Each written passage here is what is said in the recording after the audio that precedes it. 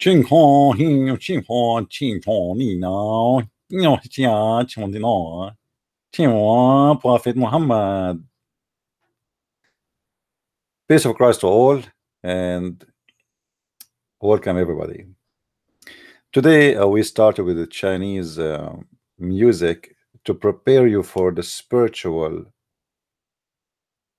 occasion, and because we will speak about someone is very, very special, and that is the best of mankind. And you know, when we speak about the best of mankind, we have no choice but to prepare you in a certain way. Yeah, Wong, he is with us. He is a Chinese. I'm sure he understand exactly what I was saying. I was saying, may Allah salli, Allah, pray on Muhammad and salute him in Chinese. You know, the Muslims, they keep posting everywhere, making article about Muhammad, the best of mankind. Muhammad is the best of mankind.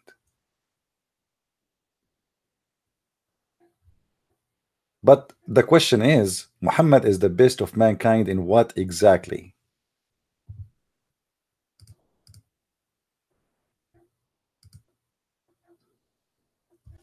Any Muslim can tell us?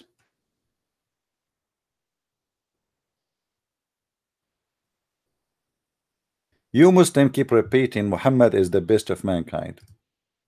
He was the best in what? In science, in love, in dating, in mathematics. He was in best in what? You have to give us definition. What best you are talking about? Do we have any Muslim yet with us? Maybe he can give us a help. If I say I am the best of mankind, I cannot cut the sentence and stop. I have to say the best of mankind in what? So what is the best of mankind about Muhammad? Do we have any Muslim here would like to tell us?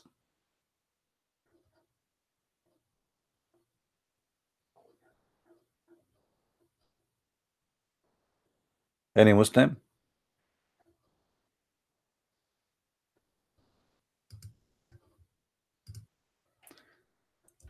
Muhammad was a rapist. He was a thief. He was a liar. He was a cheater.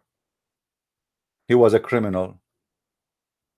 Name for me one filthy thing a human being can do and Muhammad did not do. Challenge.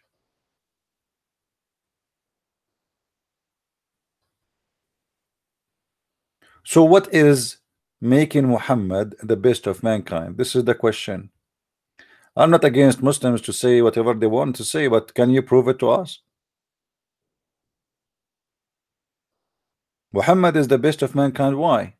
What exactly happened?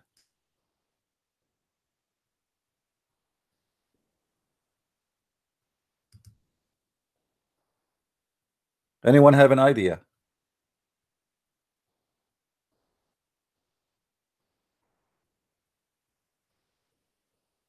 Let us show you an article written by Muslims speaking about Muhammad, the best of mankind. Even his name is written in a very weird way. Look at this name, guys. Look at this name. I mean, the name is written like, even his name, they have to worship it and they have to make art about it.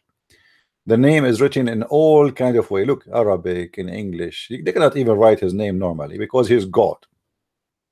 Prophet Muhammad was the final prophet in the long chain of prophets sent by Allah Almighty. Long chain. Prophet are chains and they are sent by Allah Almighty, but we never saw one prophet was sent by Allah except the one you Muslims, you call him Muhammad. Where is the books of Allah? Muslims, your God Allah, he sent prophets. According to Muslims, Allah, he sent 124,000 prophets. Where is the books of Allah? Allah have lost or had lost 124,000 books, and yet they call him Almighty. What kind of Almighty? He sent books but he cannot preserve.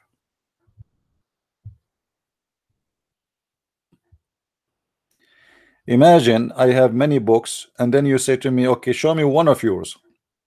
I say to you, I lost them all. And then I call myself the Almighty, the one who nobody can change my words.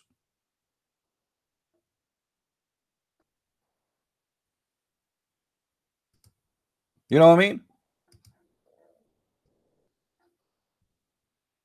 So Muhammad is the last prophet in the chain of the prophets. And why Muhammad is the last prophet? What? Allah, he went to take a nap. That's it.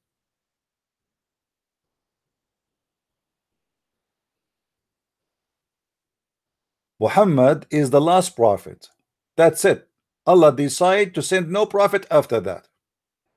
So now for the coming 10 billion years, Allah will not send a prophet because that's it. Muhammad is then the one done the job. What Muhammad did, he taught us how to wash our ass. This is what the hadith says.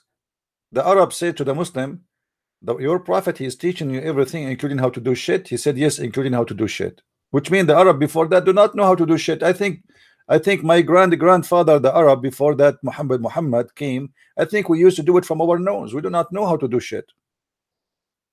The Prophet, peace upon him, is the one who taught us how to do shit. Before that, we used to do it from our ears, from our nose, from underarm. I mean, it was coming from everywhere.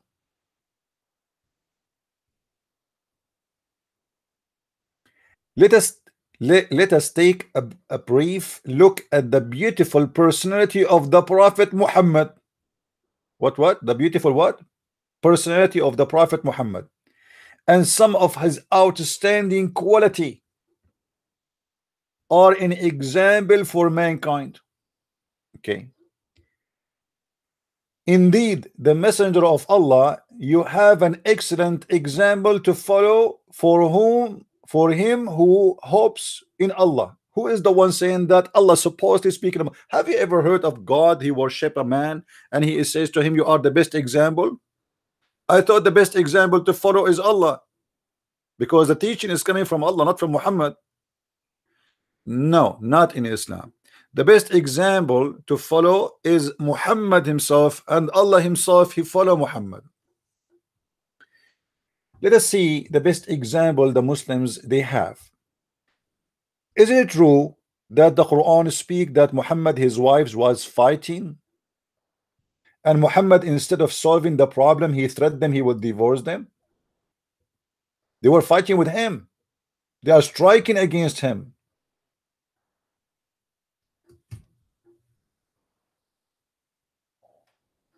Is that correct? Let us see the best of mankind, starting from inside his house. The best of mankind is the man who keep having more and more women, because simply he is a very romantic person.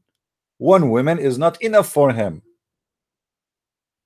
The best of mankind is the one who discriminate his women and favor some women upon other women. The best of mankind is the man who stopped with sleeping with his wife because she is getting old, but yet he want to sleep with the younger child, one Aisha. And not only that, they force the poor women to give her day to Aisha.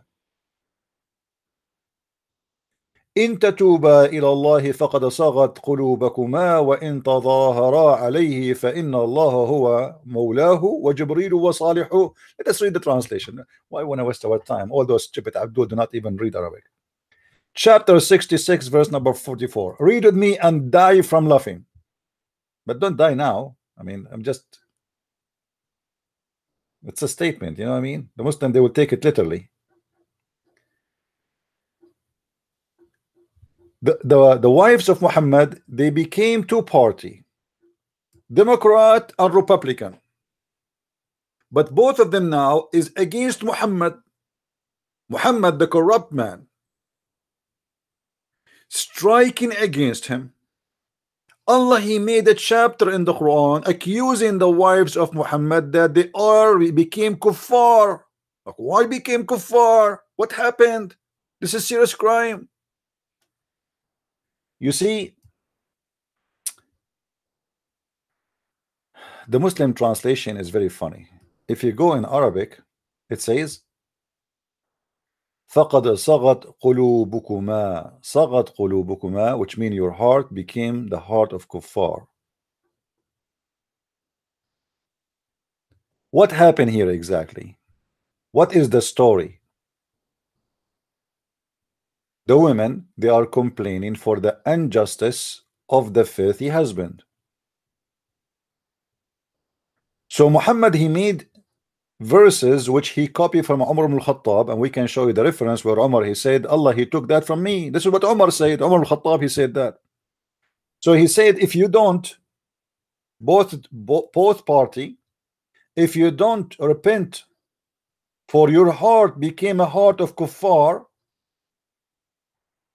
and you back each other against him. Against who? Against the Prophet. You can tell me, man, guys, why women, the wives of the Prophet, they are backing each other against Muhammad if Muhammad was a good guy for them? Any Muslim want to tell me?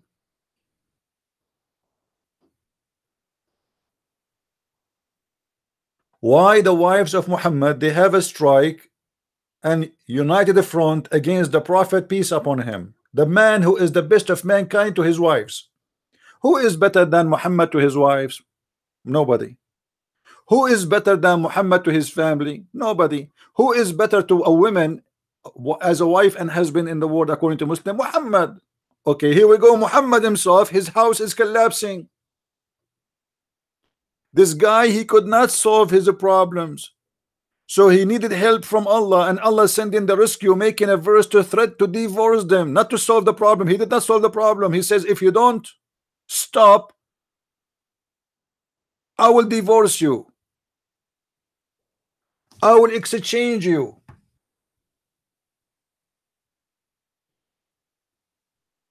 And not only that, I mean, look how complicated this fight is.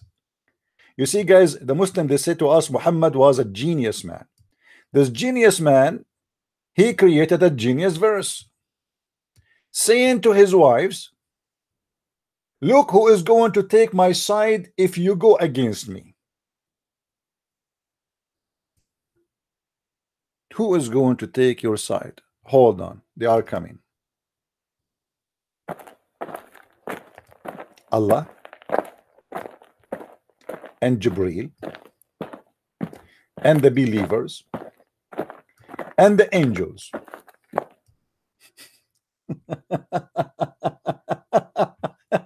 This is because Muhammad fighting with his wives, Allah and Jibreel and 1.5 billion Muslims and all the angels will take the side of the Prophet against two women, or two women party, sorry. I mean, do you see how Muhammad was the best of mankind? Do you see how he solved the problem?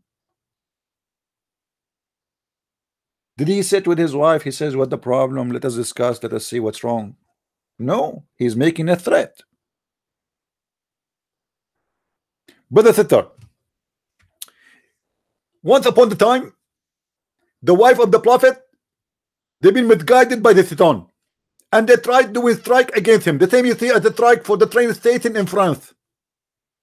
You hear in the news that the labor union is making a strike. This is exactly what the wife of the Prophet they did. They make a strike and they were throwing rocks at the house of the Prophet. The Prophet, because he is the best of mankind, he did not care what is the problem. He made a verse for them saying Allah, he sent the verse and he told him, if they don't behave, I'm going to replace them with better quality women. Women with the 4 boobs.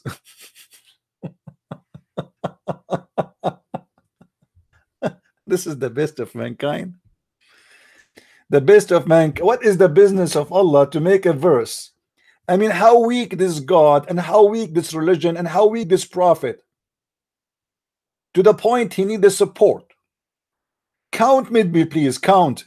The creator of the universe is involved. His nose is there. You see Muhammad have a fight with his wife. Allah is there. And he is his guardian. But hold on. Allah is not enough, because Allah is short. As the hadith describe him, he is short, he is fat, he have a big ass. So he cannot do anything. So Muhammad is not stopping there. Allah is his guardian, and because Allah is not enough, man. I mean, who is Allah? Are you kidding me? Those are women. Women are very aggressive. Allah cannot stop them. So he need more help. And Jibreel have 600 wings. The angel Jibreel, my friend, according to Muhammad, he has 600 wings. I don't know how he counted them, but let it go. Angel Jibreel have 600 wings, but hold on, it's still not enough. According to Muhammad, Jibreel, when he come down to the earth, he covered the horizon. I mean, look how big, man. Still, he cannot fight those women. It's not enough. So Muhammad did not stop there. And the believers, ISIS, Al-Qaeda, the Mujahideen, Hamas, everybody is taking arms now, getting ready to defend the Prophet against his wives. But still, hold on, this is not enough. Not enough. And all the angels together. It sounds like Third World War. I mean, who is left? Who is left in this, in the earth and in the heaven, is not involved in this fight? And this is the best of mankind, who could not be fair inside his house.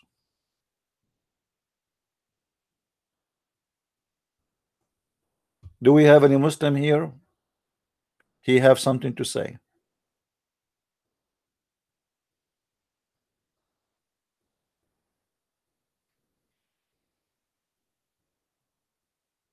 Anyone? This is the best of mankind.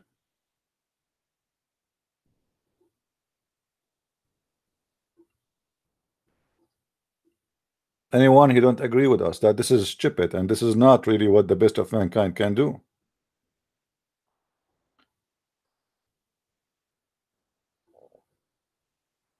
This is not a man of his house. This is a guy who is a potato. He is using God in his favor to silence those women. But guys, in order to understand the situation of Muhammad, we have to take you in the mood of inspiration. What happened? What happened exactly? Let us try to find a way to get you close to understand what's happening.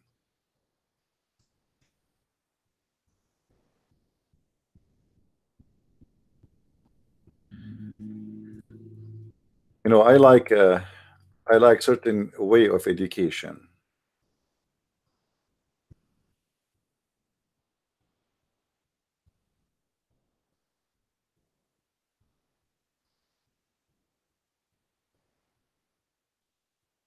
Let us see.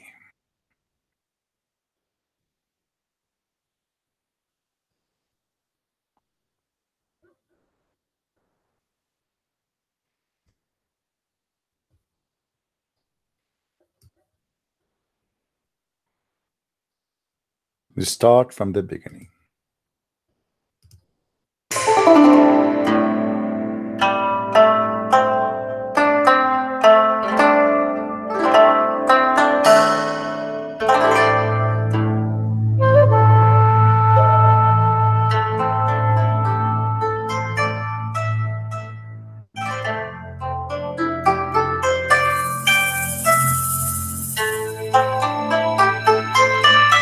Once upon the time, there was a very decent prophet. He was so busy. His bed is full of women. Some are naked and some are ready to get rid of them. And because the bed became so busy and the house is full of women, he lost control. Put yourself in his shoes and imagine.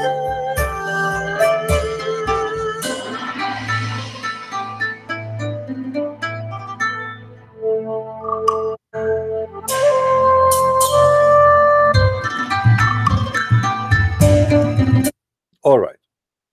Now we give you an idea about the horrible life of Muhammad, the one who had no time to women. He's a prophet of God. He is so busy. He receiving inspiration every 5 seconds. Actually, I heard that the prophet, according to the hadith, he used to receive inspiration in the sound of a bell. But I'm not sure how he was able to translate the Quran after he received it in the sound of a bell. I'm just guessing.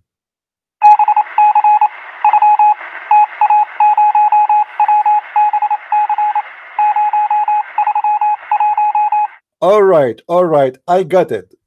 Allah, guys, he just delivered for me a message saying that if you, my wives, don't behave, Allah will destroy you and he is going to divorce you and replace you with better wives and more new, brand new virgins. Hold on. I think there's more messages coming.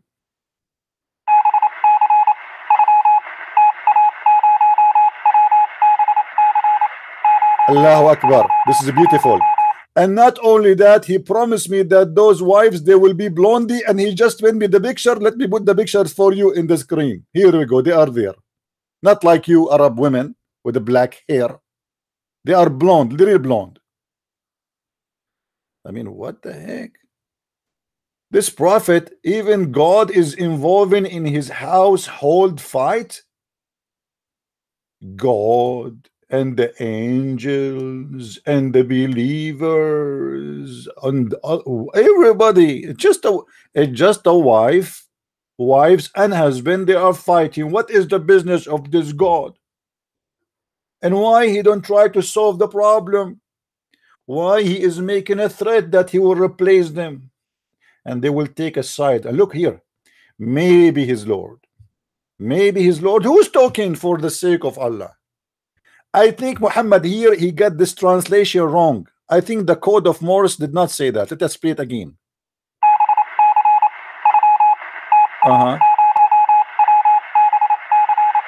No, it's right. It says maybe his Lord. Have you ever heard of God speaking, saying maybe his Lord if he divorce you? If Allah is talking, how in the world he say maybe his Lord?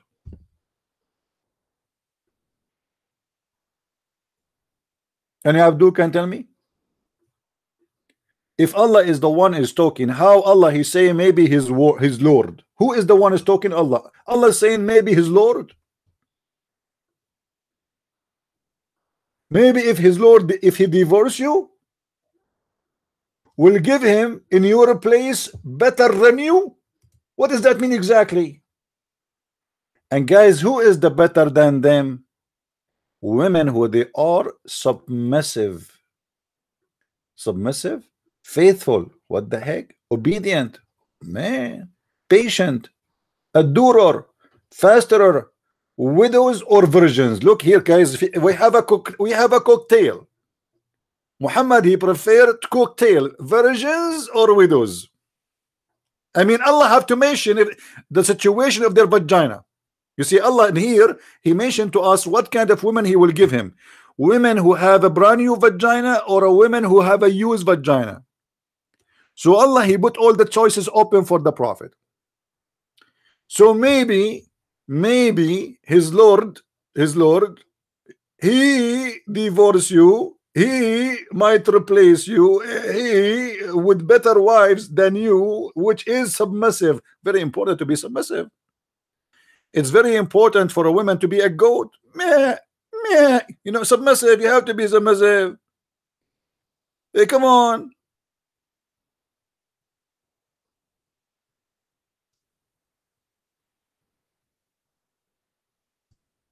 Muslims, the best of mankind, he is not solving his house problem. He is threatening his wives to replace them all in one. Have you ever heard of a load of divorce?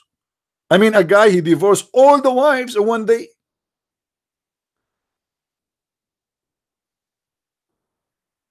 People, are you listening to what I'm saying? Here he is not threatening one woman to divorce her. He is threatening all the wives to be divorced, all of them in one shot. They must be all wrong, and he is the right one. I mean, this is Muhammad. No way, there's no way the women are right. So Muhammad, he cannot solve his household problem. So what he do? He want to divorce them all in one shot. Bingo, outside. And if we go and check, we will find that this statement here is exactly what Umar ibn al-Khattab he said in the hadith. Even Umar, he said that Allah, he agree with me in three things. One of them is this one.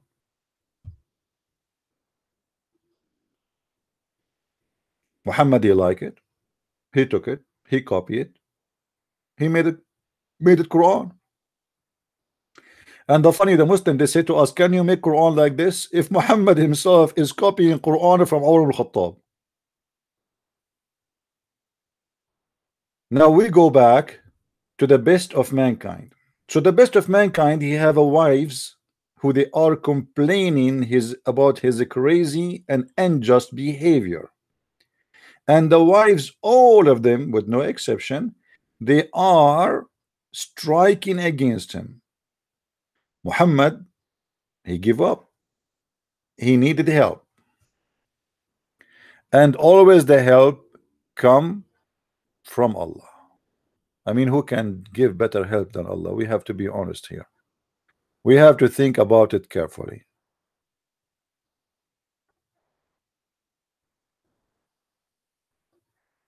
Muhammad always, he got the right help in the right time, in the right place. Allah is always there for him.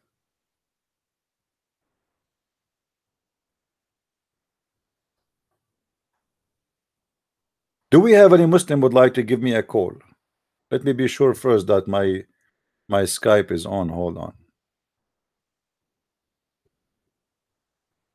Where is my Skype?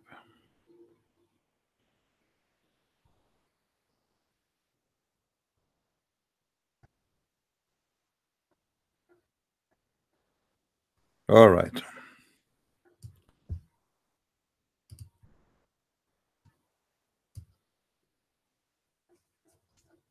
Let us log in his Skype.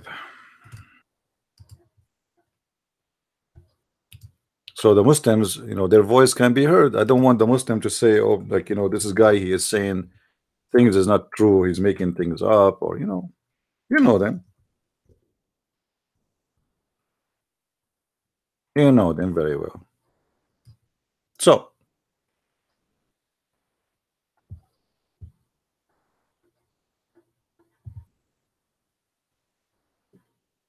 um,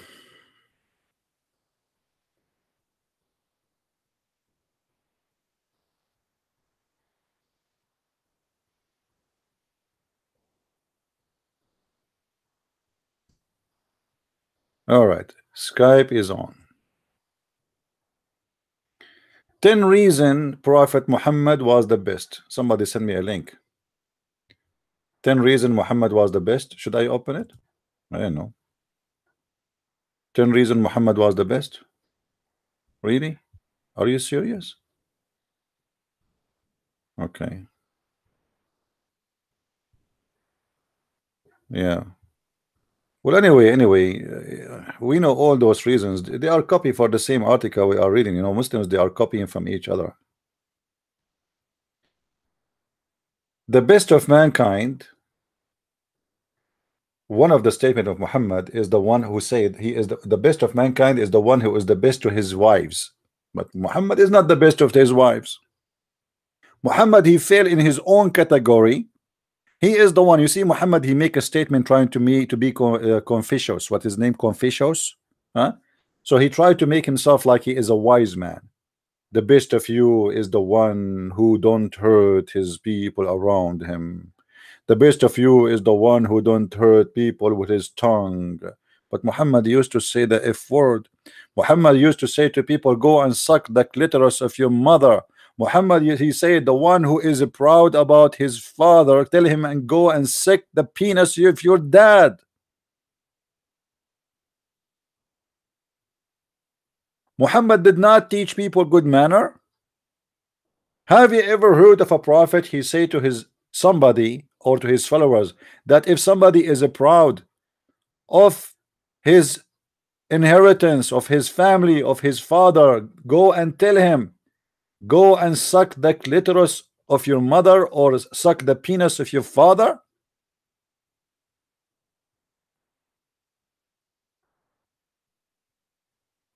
That is the best of mankind.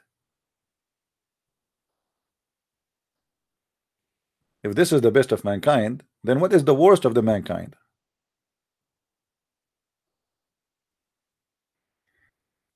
This is just an example of the stupidity of Islam. Islam is religion. What does have to do with the Muslims? Guys, what does have to do with the Muslims? Let us say Muhammad is a prophet of God for the Muslims. What this private life of Muhammad is doing in the Quran? You know what I mean? What if I am a Muslim now? What I learned from this, that Muhammad have a fight with his wives and Allah put in his nose between the man and the husband and the wives. And Muhammad is saying that Allah, he said to me, if you don't behave, I'm going to send the assistant to Muhammad, and that is including me. I'm the driver, Allah. And Jibril is the second bus driver. And all the Muslims, 1.5 billion, and all the angels to support him against you.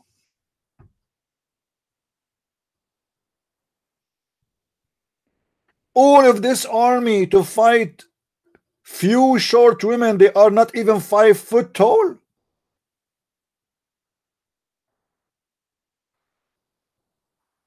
And this is the best solution Muhammad he have, is to threat them that Allah will divorce them and replace them with better women who have a brand new vagina, and some of them they have a used vagina.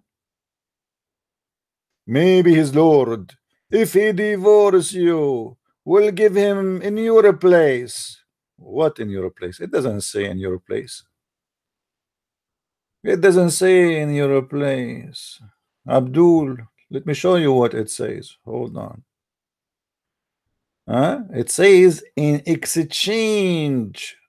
Allah will exchange the wives for him. Why? They are parts. They are toys. Exchange. I mean, this God is obviously all wise, and this prophet is the best of mankind. Do we have any Muslim in the bushes?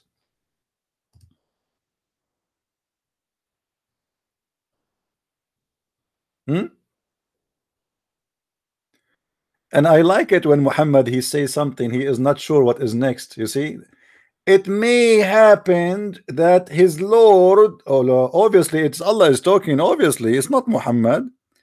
It may happen, like what? Allah is not sure if it's going to happen or not. It may happen, huh? That we exchange you for better women who they are subdued, submissive, they like beating and treated like garbage. This is the solution of the best of mankind.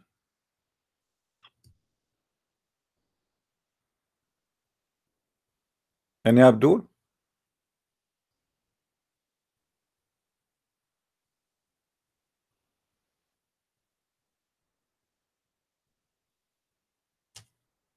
and guys, the Quran as usual is the most stupid book. I mean, what these verses, those verses here have to do with the verses after? Anybody can tell me?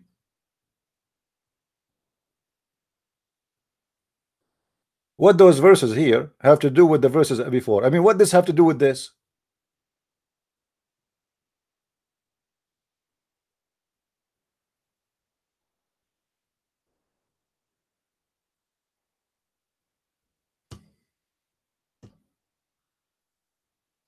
Do we have any Muslim would like to give us a call? All Muslims are welcome.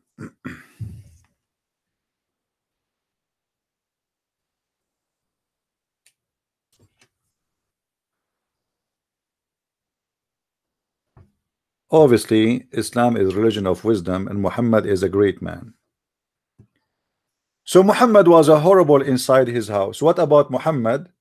Even is not being fair, not only inside the house, I mean, regarding being fair with his wife and normal stuff, even in gifts. The wives they complain that Muhammad he received gifts only when he is in the house of Aisha, which means Aisha she is the one who take all the gifts, and the gift is nothing but a bribe for the decent prophet. Why the prophet even taking gifts, and why people giving gifts to the prophet don't give it to someone else? It's a bribe, because Muhammad is a ruler, is a king who claimed to be a prophet. He ruled now. So the gift is nothing but a bribe, and this bribe come only when he is in the house of Aisha. The wives they send even one of his his stepdaughters, the wife of the daughter of his wife Khadija, and they ask her to speak to him, talk to him. I mean, this is not fair. Why he is only taking the gifts in the house of Aisha? This is not fair. We are his wives too. We deserve to have gifts. They are fighting over gifts too. This is a different story now. Muhammad still don't care. What he said to them? He said to her, oh, don't hurt me in Aisha. What? Don't hurt me in Aisha. Allah never sent to me Quran except in the clothes of Aisha.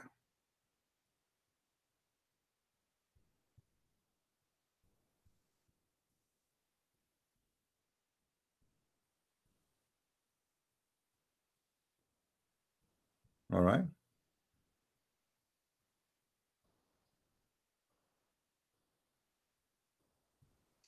Let us see if we can find the hate in English.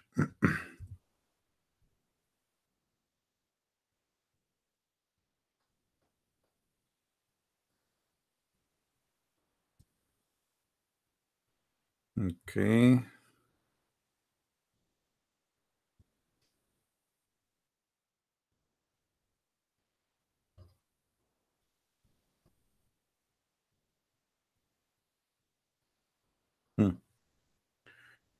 Here we go.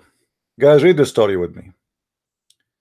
The people used to send the present to the prophet in the day of Aisha. The prophet is like a goat who goes between his wives, like like a goat. Aisha said, my companions, i.e. the other wives of the prophet, gathered in the house of Salama, the wives of Muhammad, the chickens. They have a conference meeting, and they decide to discuss a very serious matter. What is the serious matter? Oh, Salama, by Allah, the people choose to send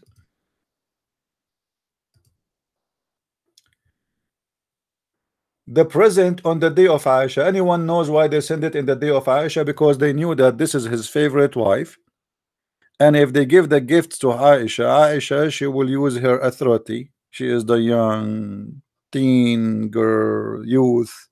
She will sit in his lap and she will say to him, this guy, he gave us a gift. Come on, agree with him. If they give the gift in the other wife, he might don't even respond. Who care? I mean, people give him gift, they like it, they don't. But in the house of Aisha, she will force things to happen.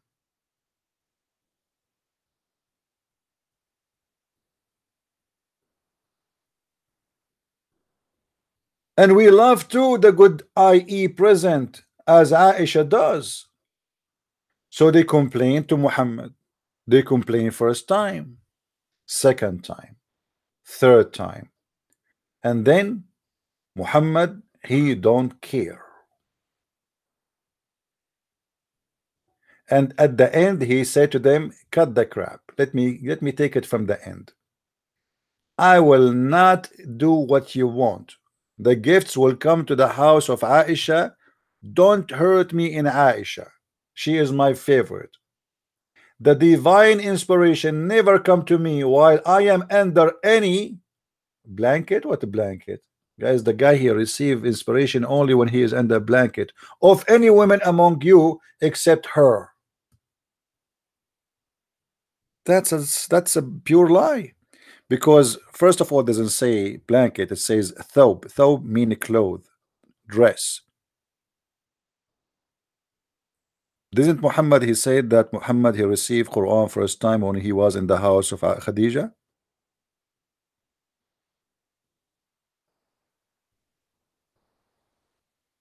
Muhammad never received Quran unless he is wearing the clothes of Aisha. But he was, Aisha is not his first wife. So the Quran was receiving before it was coming. How? Don't hurt me in Aisha. So he don't care for being just.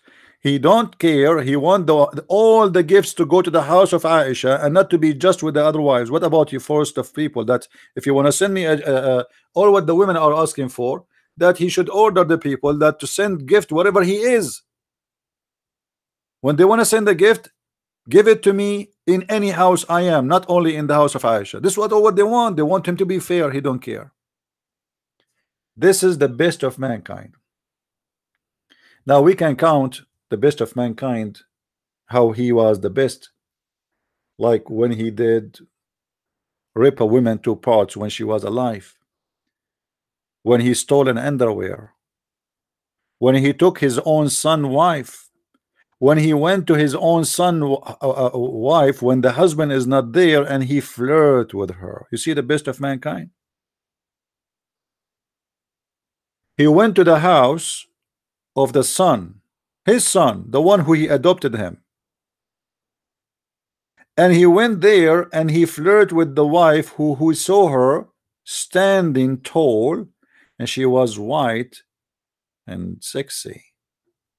And what Muhammad, he said to her, he said with loud voice, praise be to Allah, the one who made my heart to flip for you. Eesh. What a great prophet, the best of mankind. The best of mankind, Muslims, is the one who go inside the house of somebody and the husband is not there and he flirt with the wife.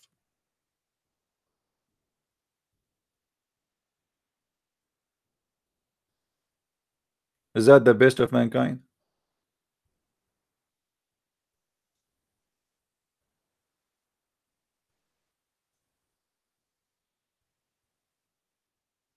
Any Muslim? Is that really the behavior of a best of mankind or the worst of mankind? Imagine your father come to your house and he flirt with your wife. What you will say about your father?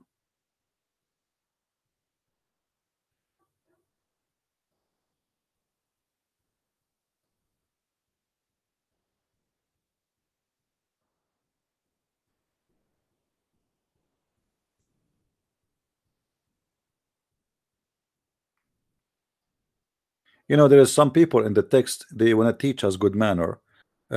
Teach them, don't mock them. Teach them, don't mock them. Teach them, don't mock them. I mean, we got it. What about you teach them and don't mock them too? Because you are mocking us by repeating the same text you keep saying.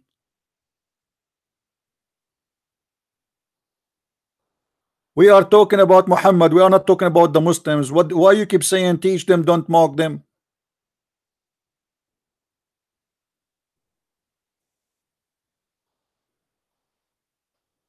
Do we have any Muslim here would like to call us?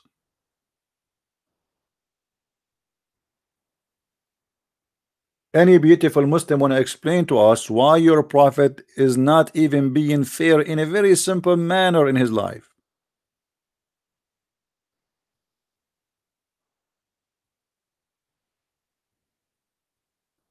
Is it true that the Muslims accuse your prophet that he stole an underwear? Is that the best of mankind? He was accused by the Muslim that he is a thief. And yes, he's a thief. Because if you go and read the story, you will see that this is a clothing the Muslims they stole by attacking a caravan. And now they're accusing the head of the thief that he took an underwear. This is the best of mankind.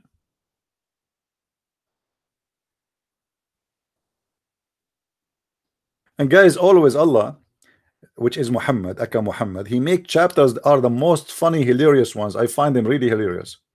If you go, you will see Allah, he make a verse to defend that Muhammad is not the one who took the underwear. So what he said, look what he said.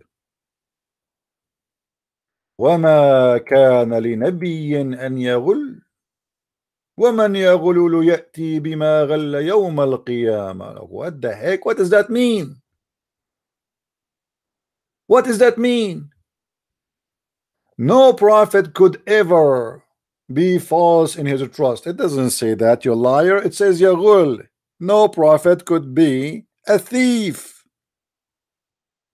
If any person of you he is a thief, he shall in the day of judgment bring it back with him, and he will be punished for that. All right. So now who is the one who took the underwear? Have you ever heard of a God? He want to prove that his prophet is not the one who stole the underwear. So he say it is not the prophet who took it. What about you tell us who is the one who took it?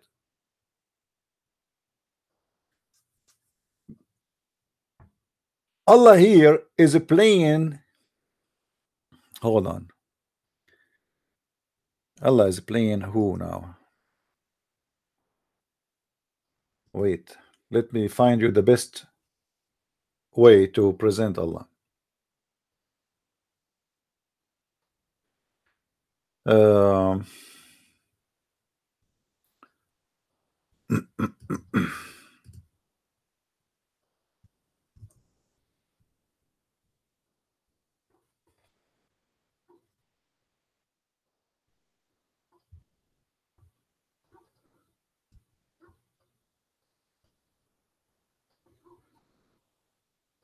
Allah in this verse, in this chapter, he present exactly the Pink Panther. Allah was home. He received a phone call. And the phone call,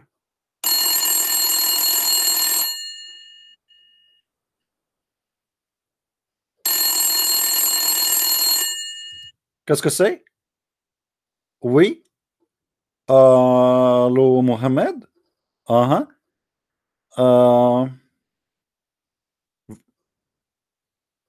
Uh-huh. Oui, oui. Oh, un, deux, trois. Uh-huh. Quatre. Okay. Uh-huh. Okay. Oh.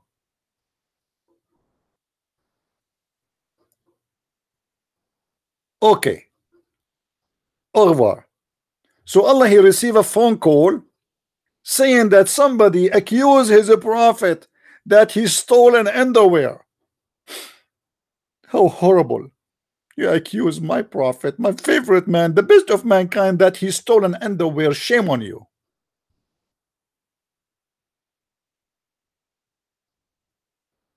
And Allah decide to clear the record of the Prophet Muhammad. His file is clean. This guy, he did not steal it.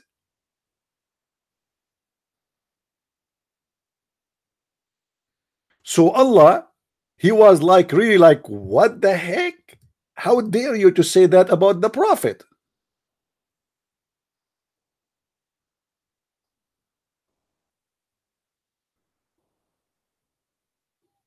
How dare you? So Allah, he hired the best detectives in the world to find the missing underwear.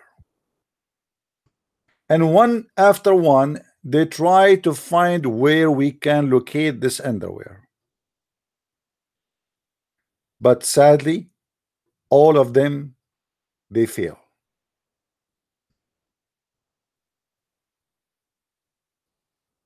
And guess what?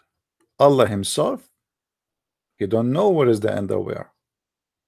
So all what he did, he said, well, you accuse the prophet that he took the underwear. It's not for a prophet to take the underwear. And until now, we do not know who is the one who took the underwear.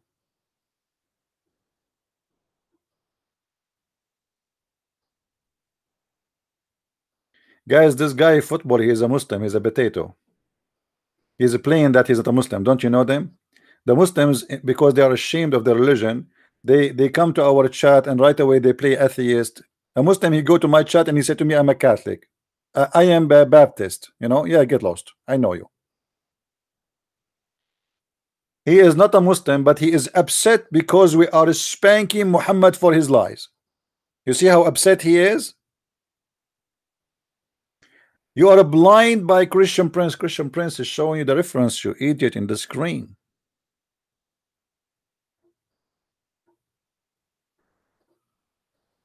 Be careful from those Abdul. They are not really, you know, they play games.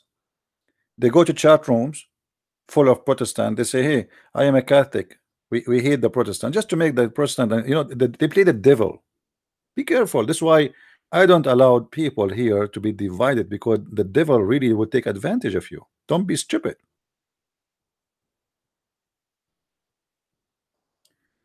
So if Muhammad is a prophet and Allah is God, shouldn't Allah tell the people who is the one who took the underwear?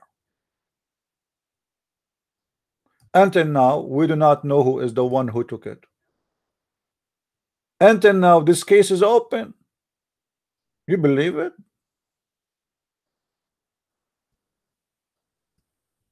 Until now, it's not solved.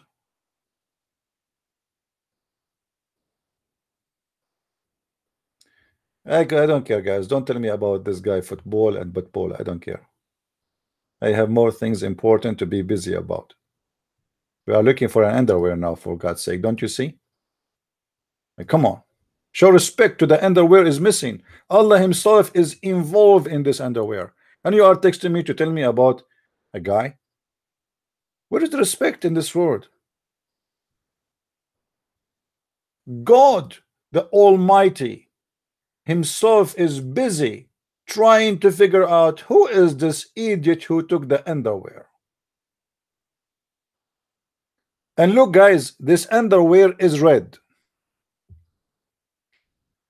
It is not for any prophet to embezzle. What embezzle mean?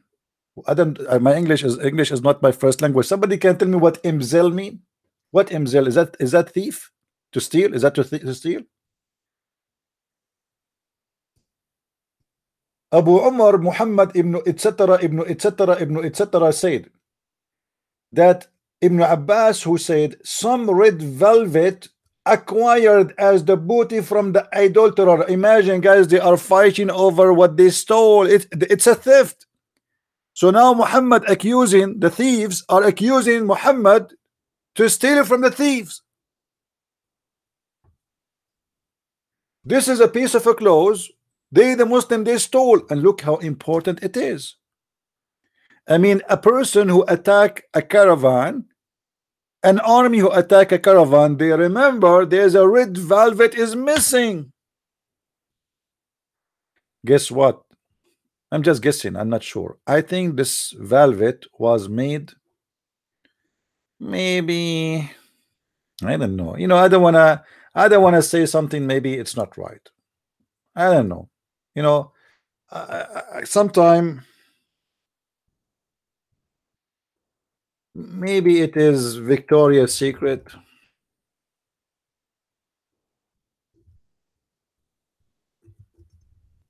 Panty, maybe. And the prophet, he love it, and he want to give it to one of his girlfriends. The prophet, he took it. And you know, the question is why the Muslims accusing their prophet of a theft, and why it's so important to know who is the one who took this red velvet. Imagine, based on the Muslims interpretation, Allah the Almighty God, he decided to make a chapter in the Quran speaking about the missing underwear, which is a theft.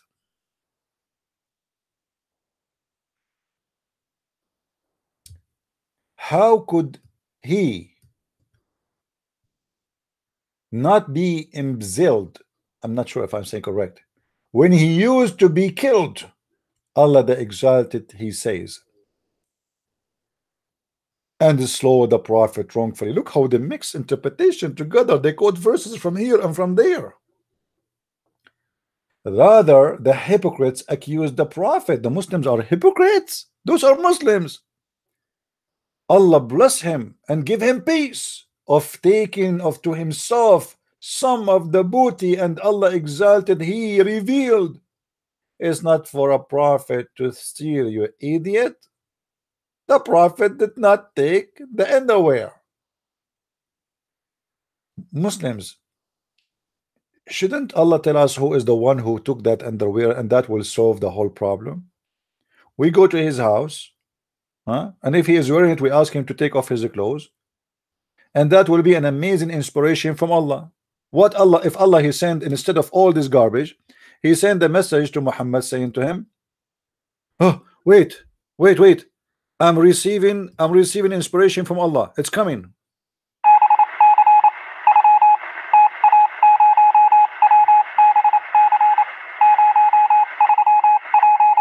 Okay, I want you Mujahideen to go right now to the house of Michael Jackson, because he is the one is wearing the underwear. You take off his jeans and you will find he is wearing. The Muslim, they go there, they force Michael Jackson to take off his pant, and they see that he is wearing the underwear. Bingo, the problem is solved. But Allah here is saying it's not Muhammad who took it, but who is the one who took it? Until now, the search still going. Until now, the Pink Panther trying to figure out who is the one who took the underwear.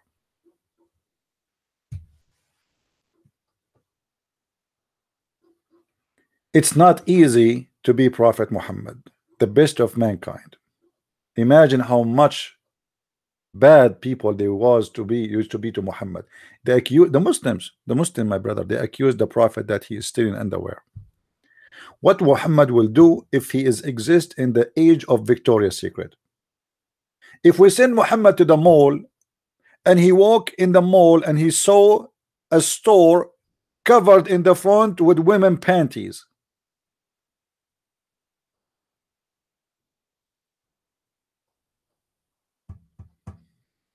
any Abdul?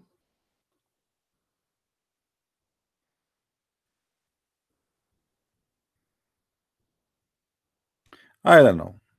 I'm really disappointed of you Muslims accusing your prophet that he stole an underwear. At least accuse him that he stole a jeans, accuse him that he stole a wallet, accuse him that he stole a knife or a gun. I mean, an underwear. What the American they will say about us now, the Arab? I am an Arab now. Muhammad is an Arab like me. Nobody is going to invite me to his house anymore, because those American people, Australian, Canadian, Asian, they will be worried now if I go to their house that I'm going to steal the underwear. So now if I go to the houses of those people, they will say, oh, okay, Muhammad is an Arab, Christian prince is an Arab, Christian prince is coming to our house. Everyone will tell his wife, please hide all the panties you have. Honey, why I want to hide the panties? This is an Arab, Christian prince is an Arab. Don't you get it? It look like it's a habit, tradition.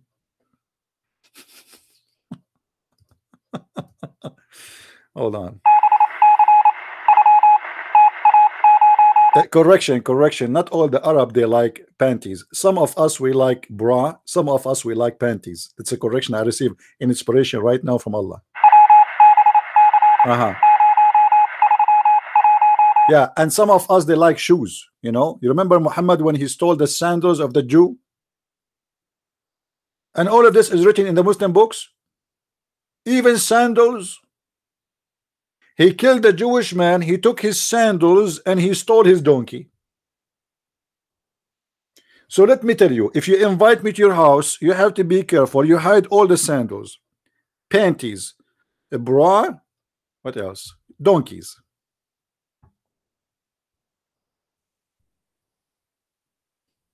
Any Abdul? And you know, by the way, the Muslim, they make fun of my English. Why? Because I do not know how to say Damberger. Yes, Damberger. No, I want to learn English. The Damberger. Your prophet do not even know how to say his name correctly, man. The Muslim, they say to us that Muhammad, he said, go and seek knowledge in China. We cannot find this hadith, can we? We can find it in a book. It says that this is a fabrication hadith. But the Muslims, because this hadith make their prophet look like something, you know, they copy it and they paste it everywhere. But we cannot find this hadith. A man who said go and seek knowledge even in China is a thief. He is illiterate. Can't Muhammad spend 2 weeks of his times to learn how to write his name?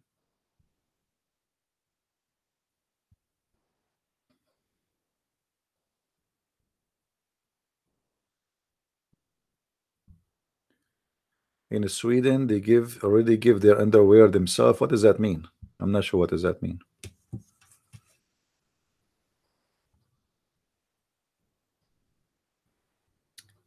Do we have any Abdul?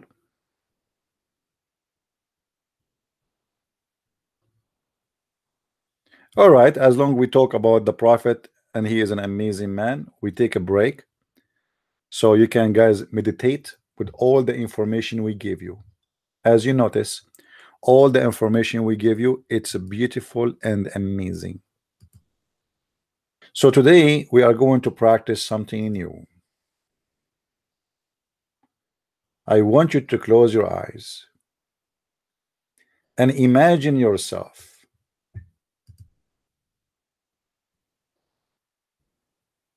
a rabbit.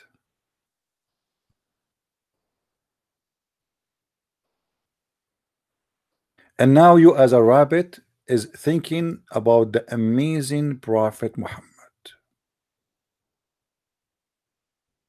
the most amazing man.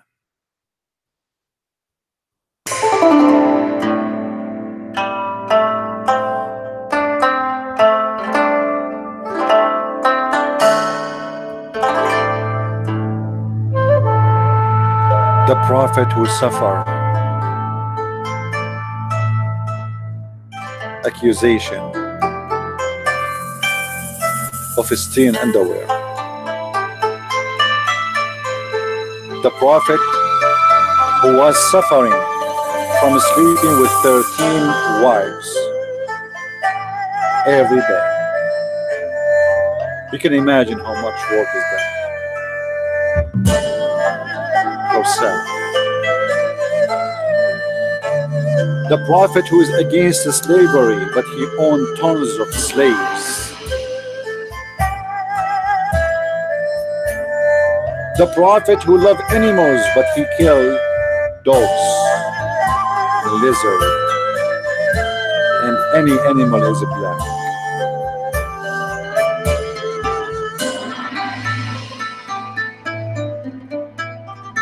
Amazing. the prophet of mercy, who said, a woman she gave water to a dog, she will go to heaven. But is it him who said kill the dogs? Amazing. Astonishing.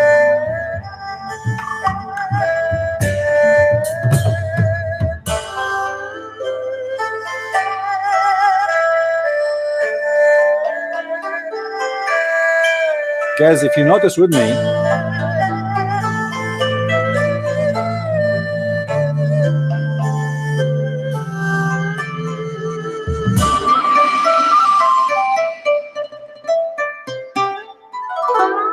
thank you. I like that. If you notice with me, this rabbit is really meditating and thinking right now about converting to Islam. I told you yesterday the story about the lizard who converted to Islam. Who was here? Who remember it? Anyone remember who remember it? About the lizard who converted to Islam yesterday? Nobody remember it? The prophet is not only the best of mankind, he is the best between the animals. Even he was able to convert a lizard to Islam, a camel to Islam, a donkey. Actually, the first suicide bomber or suicide person in Islam was a donkey who became a Muslim, and his name is Ya'fur. This guy, he have a super ability even to talk to animals. There's a stories in the hadith about Muhammad is speaking to a camel. A camel was crying to the prophet. Yep. The prophet even was talking to trees. That prophet, not only that, once he wanna do poo-poo, the trees they move around him to give him shade, and they said shahada. Those things never happen to anyone. You know, when I read the hadith about the prophet doing poo-poo and the tree move around to keep him in shade, the first question come to my mind, this guy was doing poo-poo for how many hours? I mean, sit under the tree, man. Let us say you sit under the tree now and you are going to do poo-poo. Okay, how long is going to take the tree shade to move around? The tree is moving around to keep him in shade. Why? He was there for 10 hours. Was Muhammad doing a poo-poo, or he was making a nuclear bomb? I mean, I don't know. I don't know what to say. I don't know. It's just an idea. I mean, anyway, it must be true story. All the stories of the prophet are true stories. He swallow ajwa.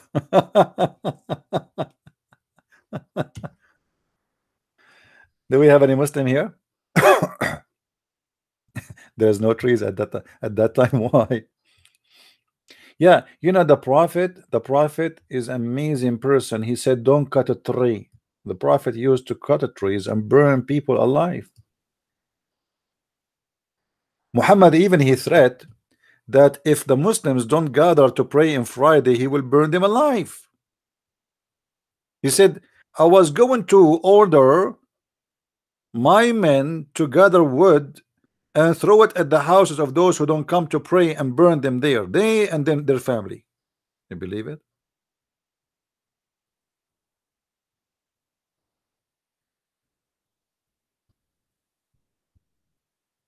You know, they say to us,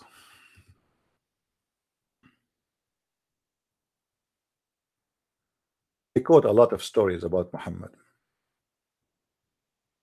and they try to present Muhammad as a go green guy. You know, the go green. The prophet, he said, don't cut the trees. What are you talking about? Muhammad, not only he killed the people who lived there, he burned their trees. Not only he burned their trees and cut their trees, he dig their graves. Imagine how much hateful this guy is. Even the dead ones who they are in the grave for many years, they die before even his exist. He dig their graves. But people do not know really why Muhammad he dig the grave. Anyone knows why he dig the graves?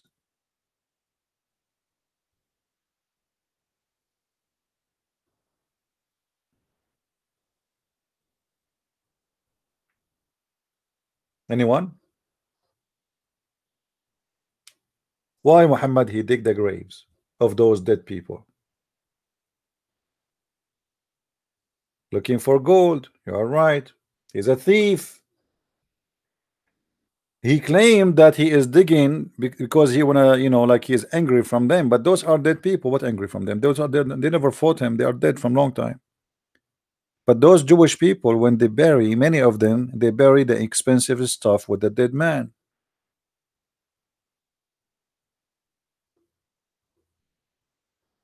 So Muhammad, he took over their land, and now he killed the people, he took their money, and now it's time to dig for gold.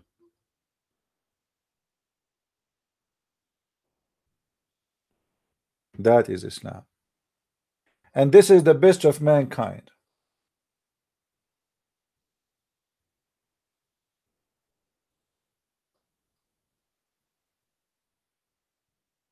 Any Abdul?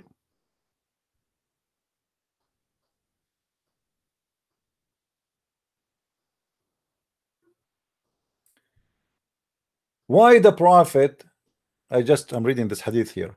Why the Prophet he ordered the Muslims to shave their mustache and make a long beard? Anyone knows?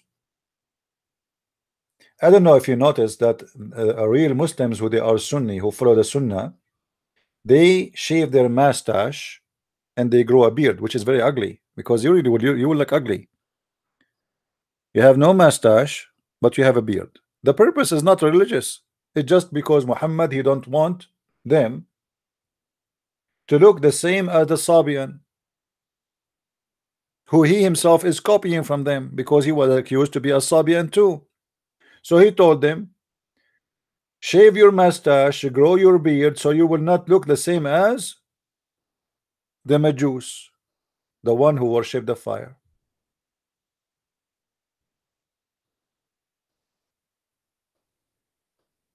Everything the Muslims they say to us about Islam is a lie.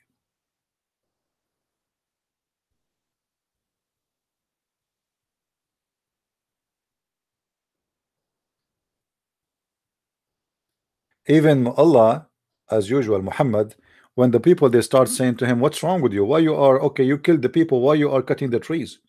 He said, oh Allah, he gave me a verse. He gave me a verse. He said, don't worry, be happy. All the trees you cut, it was by the order of Allah.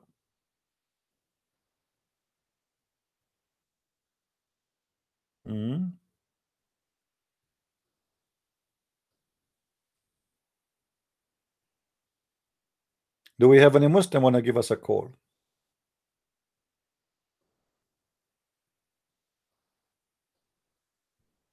Any Abdul?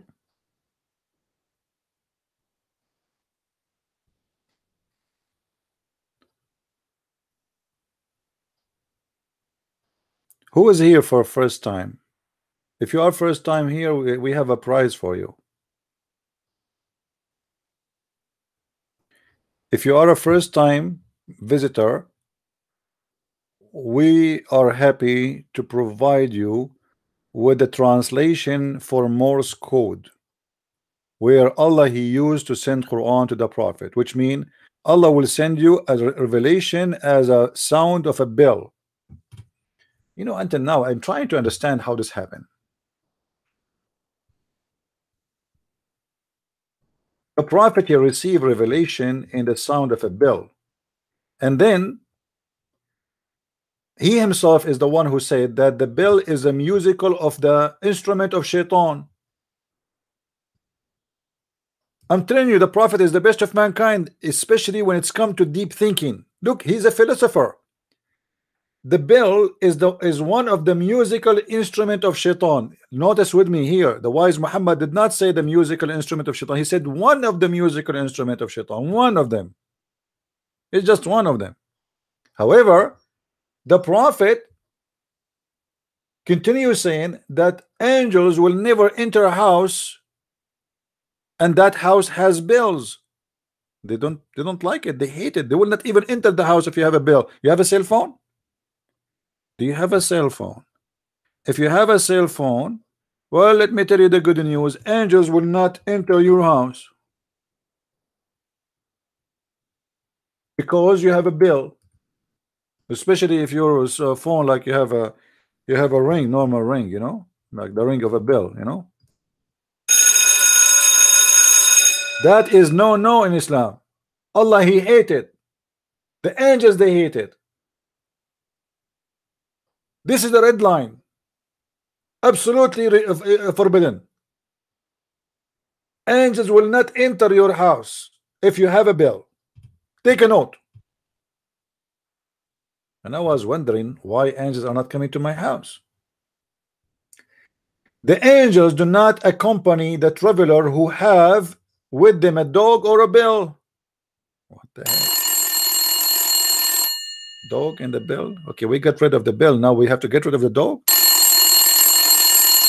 Look like if we keep following Muhammad, we are going to get rid of our pant, the panty. I mean, this guy he was going to strip us off. What is the problem with this God? Are you telling me that the angels of Allah, they are weak in the front of a bill and a dog? I am an angel. Sorry, I cannot get close. There is a dog there. I have a phobia. I have a dog phobia. The angels will not get close to your house if you have, or even when you are in traveling. Why? I mean, a person who is traveling, he needs a dog with him to protect him, to alarm him. So now a Muslim, if he's traveling, and we're talking about the old days, guys, not now. You go in the airplane. Thanks to the kuffar, the infidels who made the airplane, not the Muslims. In the time of Muhammad, people, they travel in top of donkeys, camels, horses, whatever. So you need a dog with you. So Muhammad now forbid them from having two valuable things. Why people they have a bill with them at that time? They hang a bill on the neck of their animals, so if the animals lose, they can find him, which is a very useful way. So Muhammad, by his madness, is stripping the people from a very useful things around them, including simple thing like the bill and a beautiful animal like the dog. And Muhammad, he liked to confirm that the bell is the musical instrument of shaitan. As you see, all of those stories.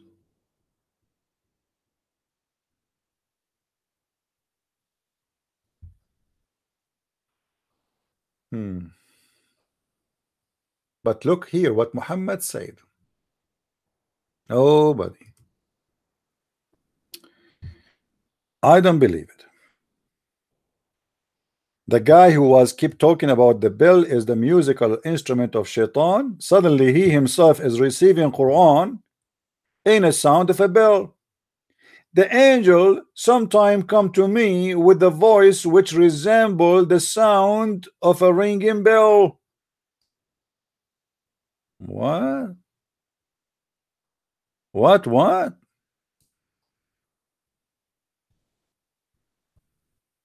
The angel deliver Quran to Muhammad as a sound of a bell?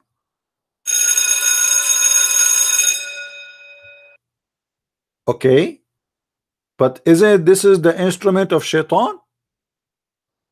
Isn't it who you say that the angels will not walk with somebody have a bell or a dog with him?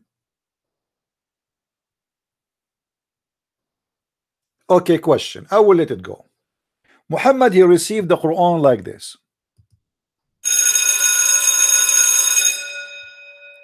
How Muhammad was able to translate the Quran to Arabic?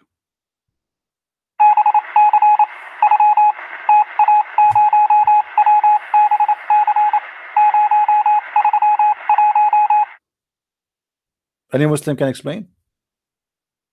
Muhammad, he received Quran in a sound resembled the sound of a bell. So he did not get Arabic word, he got a bell sound. How he translate to Arabic? Yeah, mayday. We need virgins. No virgins, please, virgin and vodka.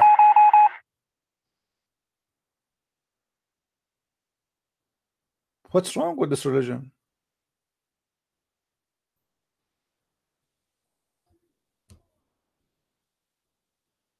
Do we have any Muslim want to say something?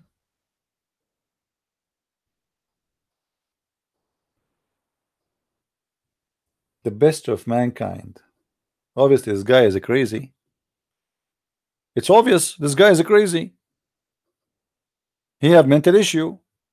I mean, have you ever heard of a guy who received word of God in the sound of a bell, and yet he is the one who says to us that the bell is a sound, is the music and instrument of shaitan? How it is the music or instrument of shaitan, and you receive Quran in the sound of a bell, and how the bell come to you as a bell, and then yet you give us to us as a Quran in Arabic? That is a miracle.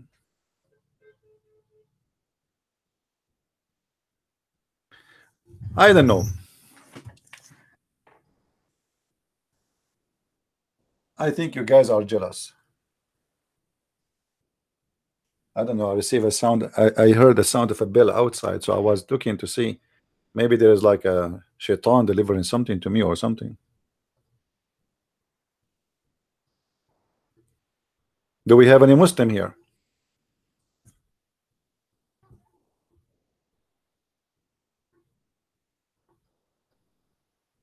Anyone?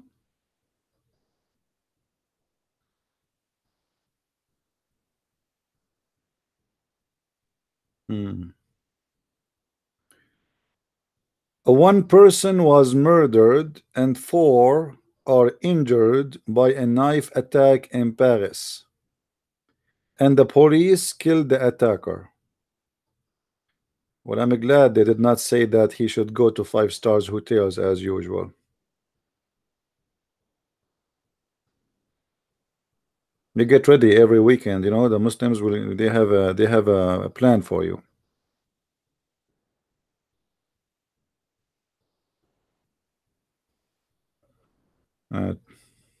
There's unlucky person who died. Very sad. I know they will blame the knife. I understand. The knife is the problem. Is not they will blame the knife, not the guy. And the guy, at the end of the day, they will say to you, he have a mental issue. Their prophet have mental issue.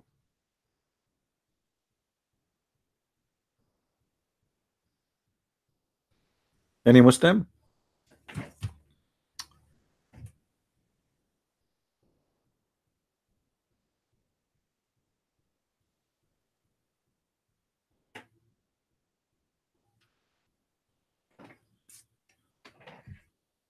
Do we have any Muslim here?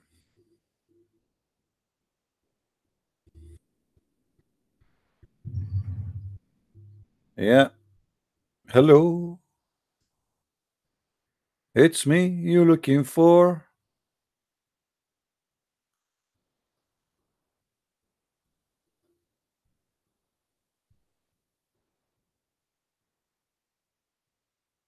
Any Abdul?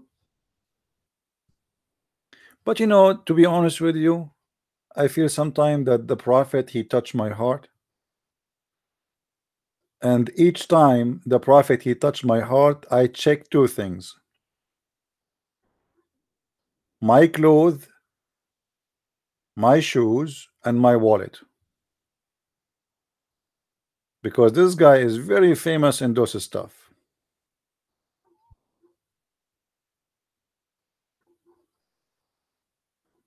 Any Muslim here?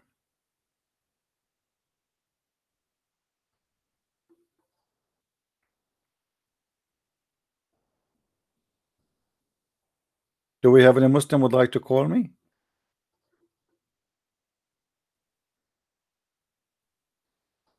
Silver, are you a Muslim, Mr. Silver? You remind me of Captain Silver. There was a cartoon. Captain Silver is a pirate, but he was a good pirate, like the prophet, you know. He killed only the bad ones, like the Christians, the Jews, you know, the Hindus, the Buddhas. Yeah, but he never killed the good ones. Yeah, we have to be honest here. Yeah. Show me the proof if you are really truthful. I'm showing you in the screen. Silver, safe. I'm showing. Did you see it? Your prophet, he received Quran as a bill. Okay, I want you to translate this to me to Arabic. Are you ready? You are a prophet receiving now Quran. Translation, please. What Allah just said. Can you tell me? You're a prophet, he received sound of a bell. How that became Arabic? I'm an Arab. You know, guys, to be honest with you, when I was a child, this was a long time ago, you know. By the way, we Arab, we are born, but we have beard. Yes, I can show you in the Quran, I show you in the Hadith, I can show you in the interpretation that the Muslim, he might be born 4, 5, 6, 7 years, even up to 10 years after his father passed away. Actually, the Prophet, he was born 4 years after his father passed away. I can show you the reference. But anyway, this is not our topic. I mean, why you are mixing things up, man? I think I'm getting old. Anyway, when I was a kid, this is a long time ago. This was like, I don't know, like 100 years ago, maybe more. I think I'm trying to make myself younger. So at that time, when I was born, to be honest with you, the first thing I heard, it was this.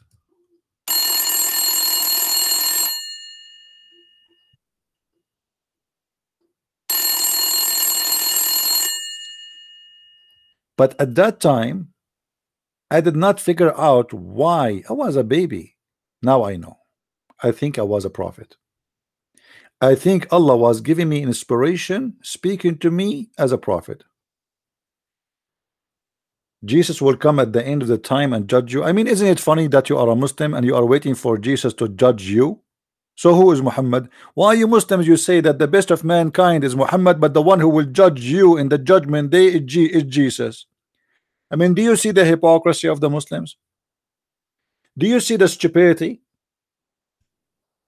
In the judgment day, the one who will judge us is Jesus, but yet they make articles that Muhammad is the best of mankind. If Jesus, the one, will judge all mankind in the judgment day, that's mean your prophet himself will be judged by Jesus too. This is your statement.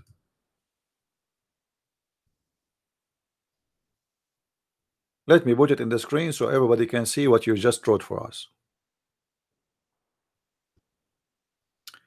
Silver Safe, a Muslim, said Jesus will come in the end of the time and he will judge you. Question to the Muslims: why Jesus will judge us, not Muhammad, the best of mankind?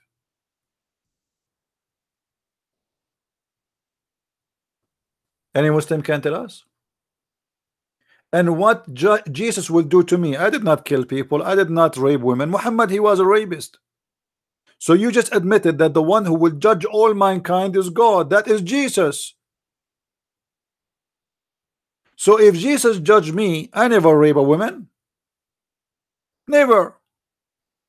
I never killed a child. I never stole property of people. I never go inside the house of a married man and flirt with his wife like Muhammad. So if Jesus come to judge between me and Muhammad, who is going to go to hell? Be honest. As long now we agreed, both of us, that the one who will judge us in the judgment day is Jesus. I agree with you with this. It is Jesus. Look at the answer, guys. Look at the answer. The answer of stupidity. For you, your religion. For me, is mine. So why you say that Jesus was a Muslim?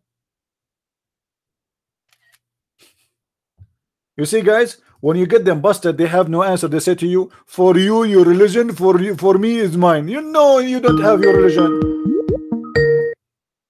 How are you, Amiro? Hey, brother, Christian friends. Hey, bro. Your camera is open. Is that okay? It's okay. It's okay, everyone. Should I put you in the screen? Yes, put me in the screen. You know, I wish I can put myself, but I'm not handsome like you. This is the problem. You know? Okay, guys, this is our brother Amiro here. In case you do not know him, you know, he's a wonderful person who left Islam. All right. So Amen. yeah, and he became a Christian, and he do great work for the Lord. So what is the news, my brother? I want to say hello to everybody. Nice to hear your voice, Christian Prince. I hear your new book is out, Quran and Science and Death in German Yes. version. Yes. I will promote it from my heart. You know, we will support you, brother. Thank you very much, my friend. Thank you. I appreciate that. Yeah.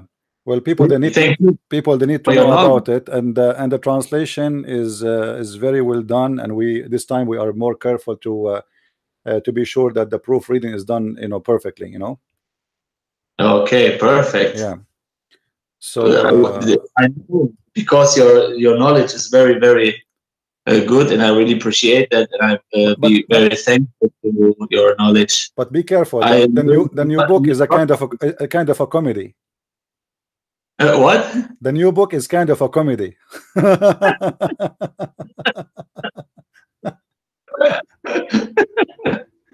Yeah. Great, great. The I Muslims will will. not be happy with it at all, especially from Germany. I can imagine that this guy from Germany, what his name? I forgot his name. He will make a drama about it. You know, he will. Yeah, false reviews about your book, huh? Yeah, the one who asks people to go and make false review. He will. You know, he will go and make stories. He say, "Hey guys, go! There's a new book. Don't forget to go and make a false review about it." You know. Yeah, and you know this guy. You remember the hadith about Muhammad? He killed an innocent man. Yes, And yes, the yes. Muslims, they say they cannot find it. How many times I offered the Abdul to come and debate me about it? What about you come and you get me busted? You know, as long you are sure and you wanna, you know, Christian Prince is a liar. Why you don't come and get a Christian Prince busted? Why you don't do that? They never will come up. They never will show up. Yeah, I mean, Because brother, because they knew when they come, their whole life will destroy about Islam. Because the Islam is their life, you know. yeah, exactly. And when you destroy Islam, you destroy his life. That's the whole problem of this issue. Yeah. And this is why they make videos. Even this guy, he make videos, but he disabled the comment. He is afraid that we post a comment. I mean, we wait here. I am here almost every day saying, who is a Muslim wanna call me? Who is a Muslim wanna call me? Okay, Christian Prince is lying. Call him and get him busted. Yes. Call him and say, hey liar, show me right now as we speak, not tomorrow, not next year, now. Show us where is the reference. I want to see it. You know? I know. They will never show up. I know. They will. I say to him, I write him, I say, come in the room of Christian Prince. We can talk about it, about your character, your false prophet, and the false religion called Islam. Come and step in a debate. Took the help of Allah and step in a debate with Christian Prince and me. I'm there. You can talk with me too. And Christian Prince will show us everything in the Islamic sources. Why you are scared? And we debate. They will not. We have the truth with you. You don't be scared. You know, you remember this guy who made the video. I forgot his name. He claimed that somebody told me that he claimed that I speak German, but I claim I don't speak German. I mean, I wish I speak German. Why I want to hide that from I mean, like, what the heck? I wish. What kind of accusation? This accusation. Christian Prince he speak German, but he's hiding it. Like, what hiding it, man? I wish, teach me. Yes. No, but his logic is smart. He's saying, if you don't speak German, so how he made the book in German? Yes. Did you see the demonic character of this poisoned guy? This is his religion. Teach him do such a thing. You're right. And this guy go and say, do a false review about the book which he never read. You know, Because what is that for a character? Because it's a decent religion. you know, because this is a lie. Yeah, because this is a decent religion. Decent religion teaching people that you can go and fabricate review, and even he's making a video, not ashamed, saying go and make a review. I mean, like, he's not even hiding it, like, you know, in a private message. He say, guys, go and make a false review for this guy, you know. My brother and I exposed him.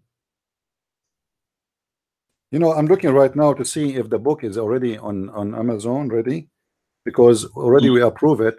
So if it's already out, I will send you a link. I wish I can send you a copy as a gift from me, but the issue is, you know, the one who made the translation for me, I sent him a book. Actually, the first book I sent took 2 months and came back. And then before that, I sent the second book, and then the second book he received it. So actually, I sent a total of 4 books. I have here. I have 2 books are in the post office returned them for me. So if you get the book from Amazon, it's going to be a lot cheaper. However, however, listen. This is just a discount for you.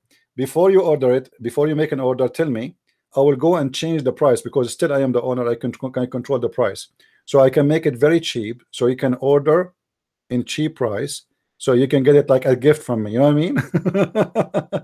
So tell me when you want to order it. Tell me. I found actually the link. Here we go. I found the link for the Amazon. It's already there. And you tell me about what you think about. Let me see. Let me send it to you. Tell me what do you think about the design. I see it with some what is that? Here we go. This is the link. I send it to you in the chat. Okay. I open it. Yeah.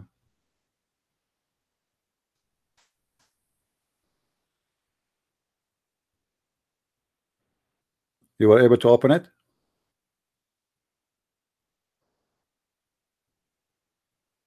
Look like the camera maybe froze.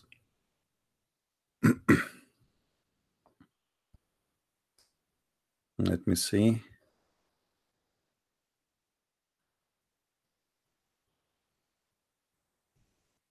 Yeah, I think his camera froze. Already the book is already in Amazon.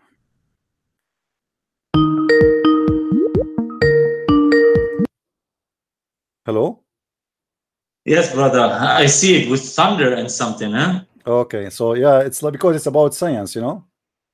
Yes, it's about science. It looks good.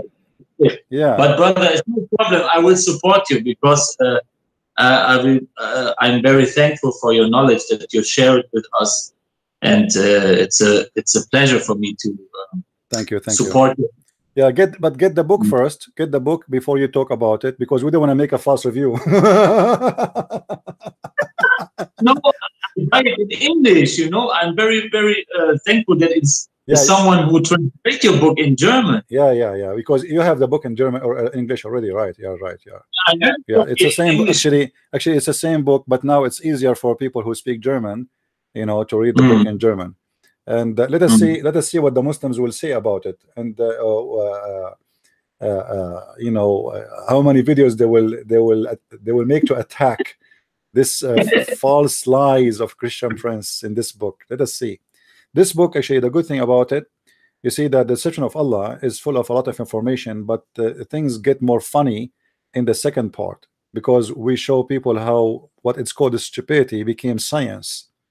How the Muslims they convert and they change the fact from what is stupid and funny and dummy, they make it as it is amazing science. And this is exactly what the second book do. This is why the second book, it's called Quran and Science in Depth. Otherwise, both books, they used to be one. I decided to split them both to 2. I mean, one book to 2, because it became so huge. And soon we will have the two more books to be published. By the way, it's about sex and Islam. That will be horrible. And guess what? I believe strongly that the buyers of this book will be number 1 are Muslims. because the topic is sex in Islam. You know them, you know. Yes. Yeah, your knowledge is very, very great about this stuff. Huh? You are the most high of knowledge in Islam that I know about it. Huh? Well, you know, everything there is with reference. Yes, this is what we looking for reference. Right. For everything that I say or for everything that I show somebody, I will give them reference. They can look at himself or herself, you know. Because, you know, you can go talk is cheap. People, they can say whatever they want. People, they say even Jesus is not exist, Muhammad is not exist. People, they can say whatever they want, but when can you prove what you say? This is the issue. For us, I never use any reference except what is written in Muslim books. I have nothing from my own. Yes, everything is coming from Muslim books. So if you wanna accuse me of lying, that's mean you have to accuse yourself, Muslims, of being a liar. Yes. For this is what is written in your books. But the whole destruction is they don't put Ibn Abbas in trash or Al-Jalalain in trash or Al-Qurtubi, At-Tabari. This is the scholars of Islam. Yes, when they are and they are liars. That means that and they are liars.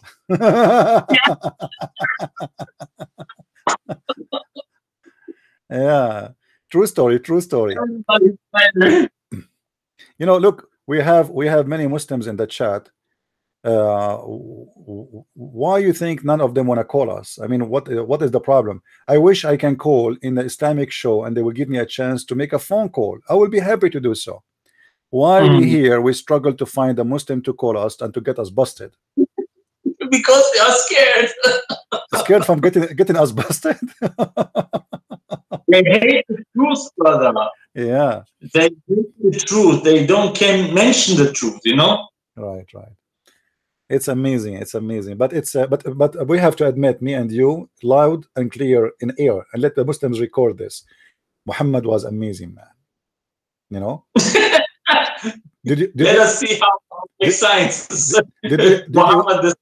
Did you watch my previous video yesterday about Muhammad converting the lizard to Islam? No, brother. I watched the video about Muhammad with China, something like this. You know? Oh yeah. What was? Yeah, Muhammad. He said, "Seek knowledge even in China."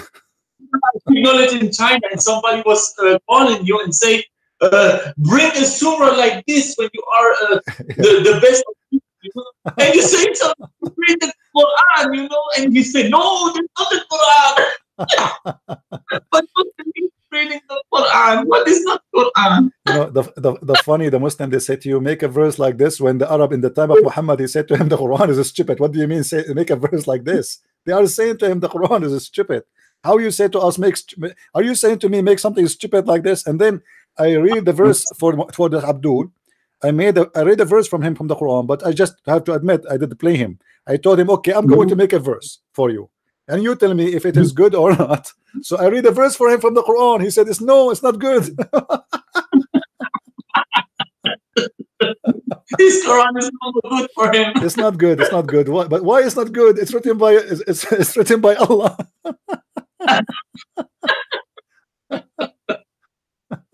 Amazing story. I was so laughing. Oh my God. This is why when you debate Muslims, you don't debate them. There's no debate with Muslims. They are not honest people. This is why it's like a trap. It's like a mice and a cat. You know, you have to play games with them. They hide behind furniture.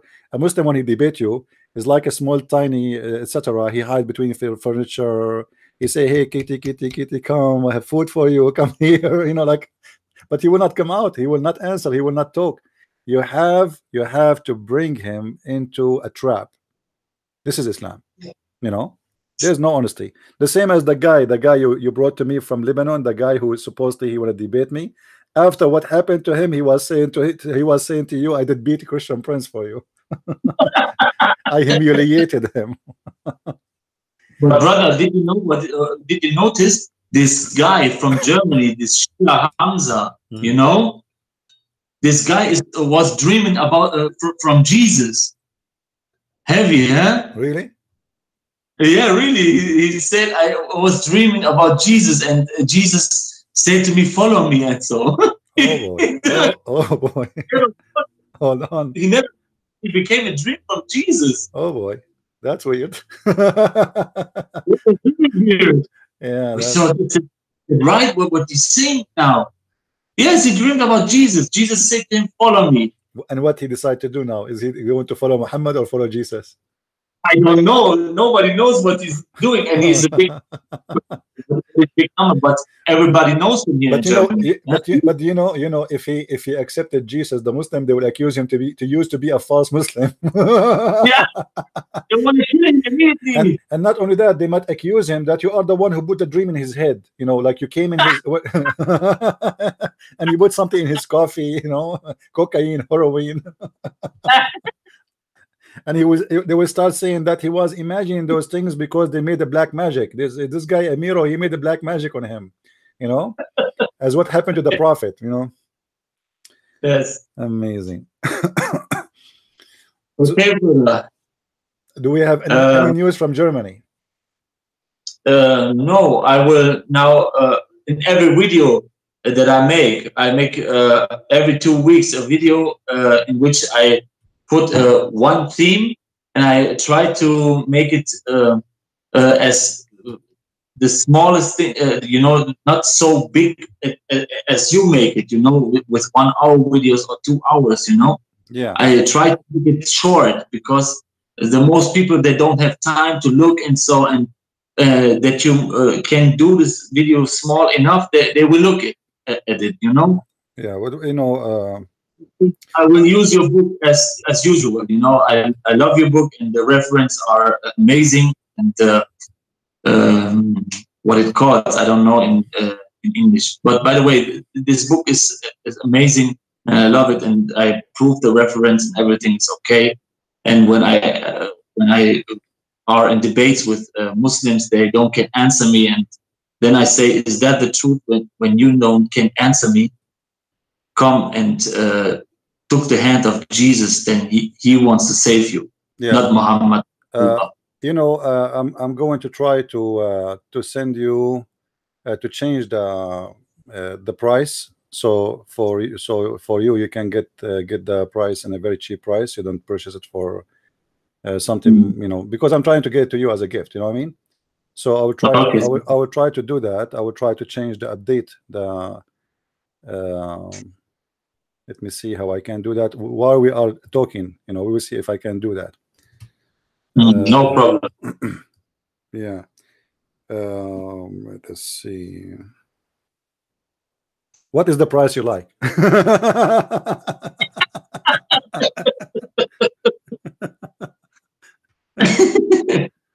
Oh boy. Let us see.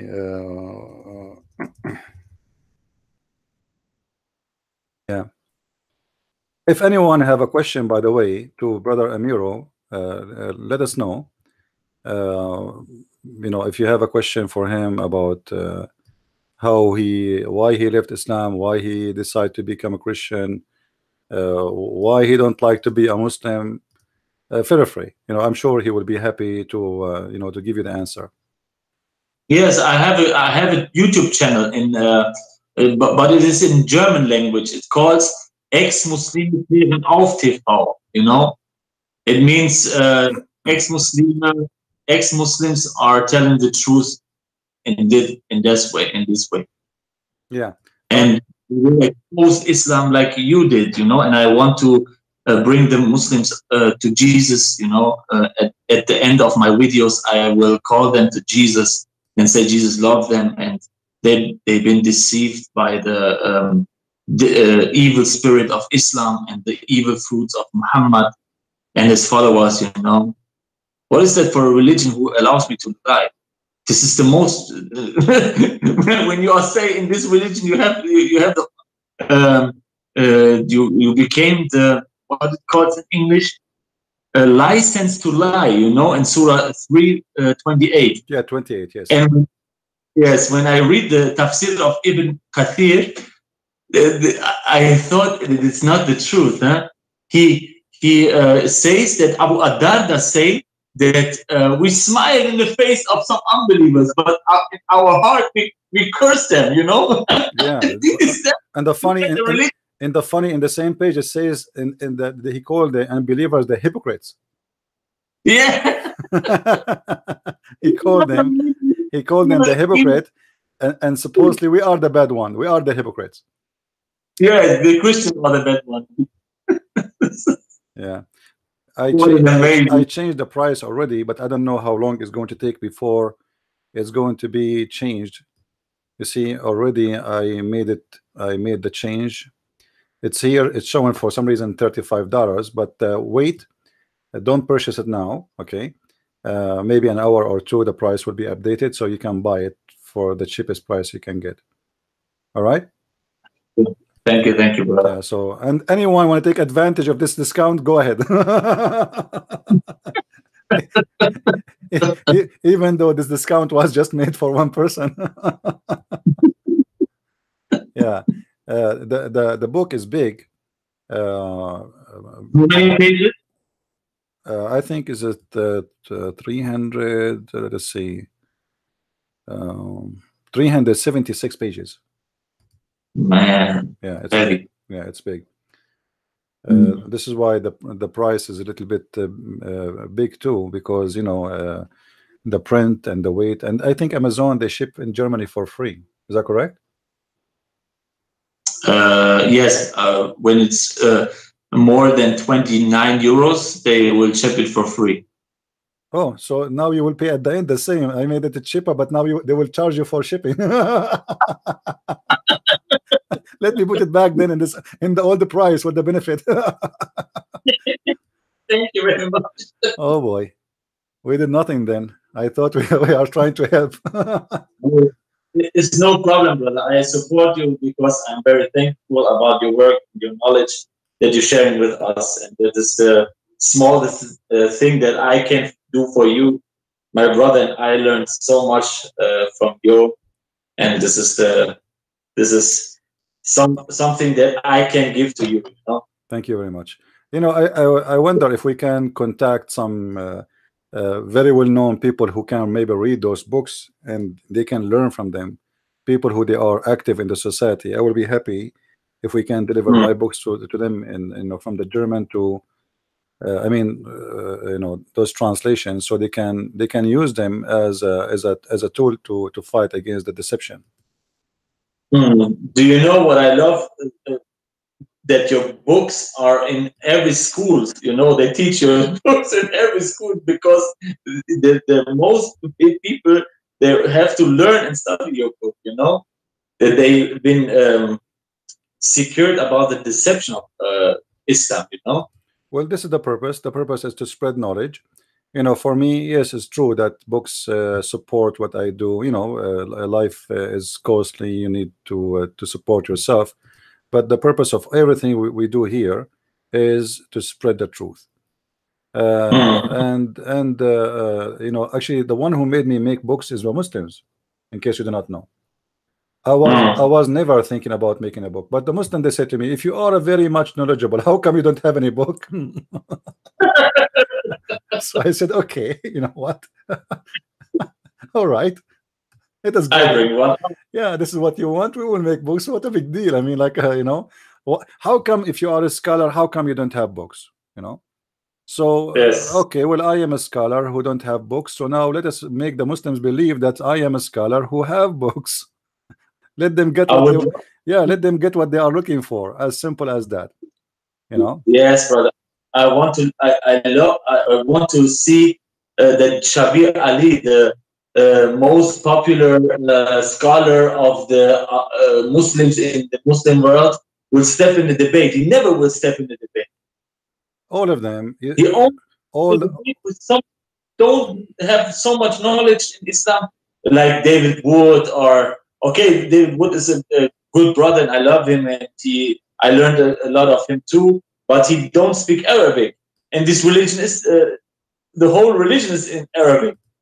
Yeah, this is the purpose. The purpose is we debate someone who do not know really much about this religion, and he cannot get us you know, he cannot get us busted, because if I say something like, you know, when Shabir Ali was debating David Wood, and he said to him the miracle of number 19.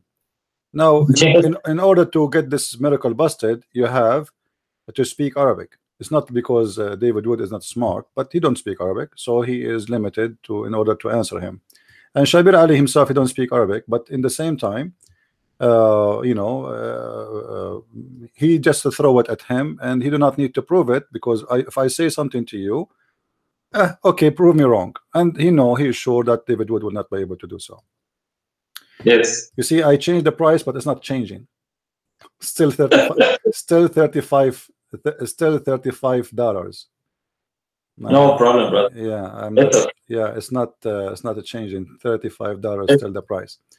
But anyway, when you make a video about it, I wish that's not only you. I mean, whoever is active in Germany about Islam, if they can share and make a video after they read the book, not before. For you already know the book because you have the book in English, so it's nothing reading you. You can make a review about the book even if you don't have the German copy, because it's the same. It just but because in German is another it's another thing, like in English, because my German is a lot more better than English, Right. Yeah, I understand. This is why if you have the German, you can use it. You can use the same as using my Deception of Allah book in German. You can use it. You can use it. Yeah, for reference. Let people see and read and learn. And let us see what the Muslims will say. And anyone, anytime, would like to debate me about my book, I will be so happy, and so he's more than welcome. All what I need, if I want to debate about my book in German, is to get someone to translate for me, because even if you quote for me from my book, I will not understand what he's talking about unless he speak to me in the language I understand. You know what I mean? Like we have a brother, I think his name is Ethan. He sent me a message in Facebook. He says there's a link is wrong. I don't know, like link 19. I did not understand him, so I told him, can he ask you to translate for me what is wrong? So maybe he clicked at a link and it's wrong, it's not working, but I could not understand him because there is a language barrier.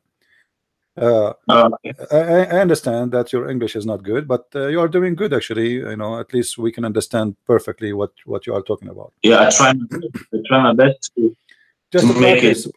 The more practice that you do, the more it's better. Language is always about practice. And anytime anyone he ever is willing to debate me, I don't need to know his qualification. I do not need to know his name. I don't care really. I don't care if he is a big sheikh, small sheikh. Like you remember you told me before, there is the brother of that lady who became a Christian. He is a sheikh of Hezbollah. He want to debate me. He never will come in the debate. I know, but did I say no? I mean, he's a big sheikh supposedly. I was happy actually. This is very good, but he never did. So we welcome everybody. He's a big sheikh, small sheikh, from Hezbollah, from the Shia, from the Sunni. It doesn't matter. Just come and debate us, and if you are really a truthful person, you will win. You will make it. Allah will take your side. If God is with me, who could be against me? Right? That is what I'm saying. Because when you have the truth with you, you don't be scared. You go and debate everybody. Right. You have God on your side. But because they knew that they don't have really any match, they don't have enough knowledge, and the knowledge they have, actually the one who have enough knowledge, he would be scared more from such a debate. The ignorant is the one who would jump into debating me because he don't know what he's talking about. That's why it's hard to find a smart Muslim to debate me. Is there somebody here to debate Christian Prince? Yeah, anytime. We are here. We are waiting for you. Just call us. Give us a call. Now, Amir, do you go in the street and you do like mission in the street, or just what is your activity? Only you do videos online, or what do you do? Yeah. My wife and I was in the city, and we do the work of the Lord, and we gave some what it calls. Some papers who was writing Jesus loves you and something like this, brochures. Okay, yeah. Brochures, yeah. I saw a brother. His name is Ethan. I think he's your friend, right? Elijah, Yeah, yeah. brother. He go in the street. I saw some of his work. He's doing great. I wish one day maybe we can meet him too. And Yes, I know if I go to Europe this summer, I will be glad to meet with all the good guys. yes, I will glad to meet you too, brother. And don't forget to invite the Muslims to meet me. They can bring their flowers to the they can bring their flowers to the airport.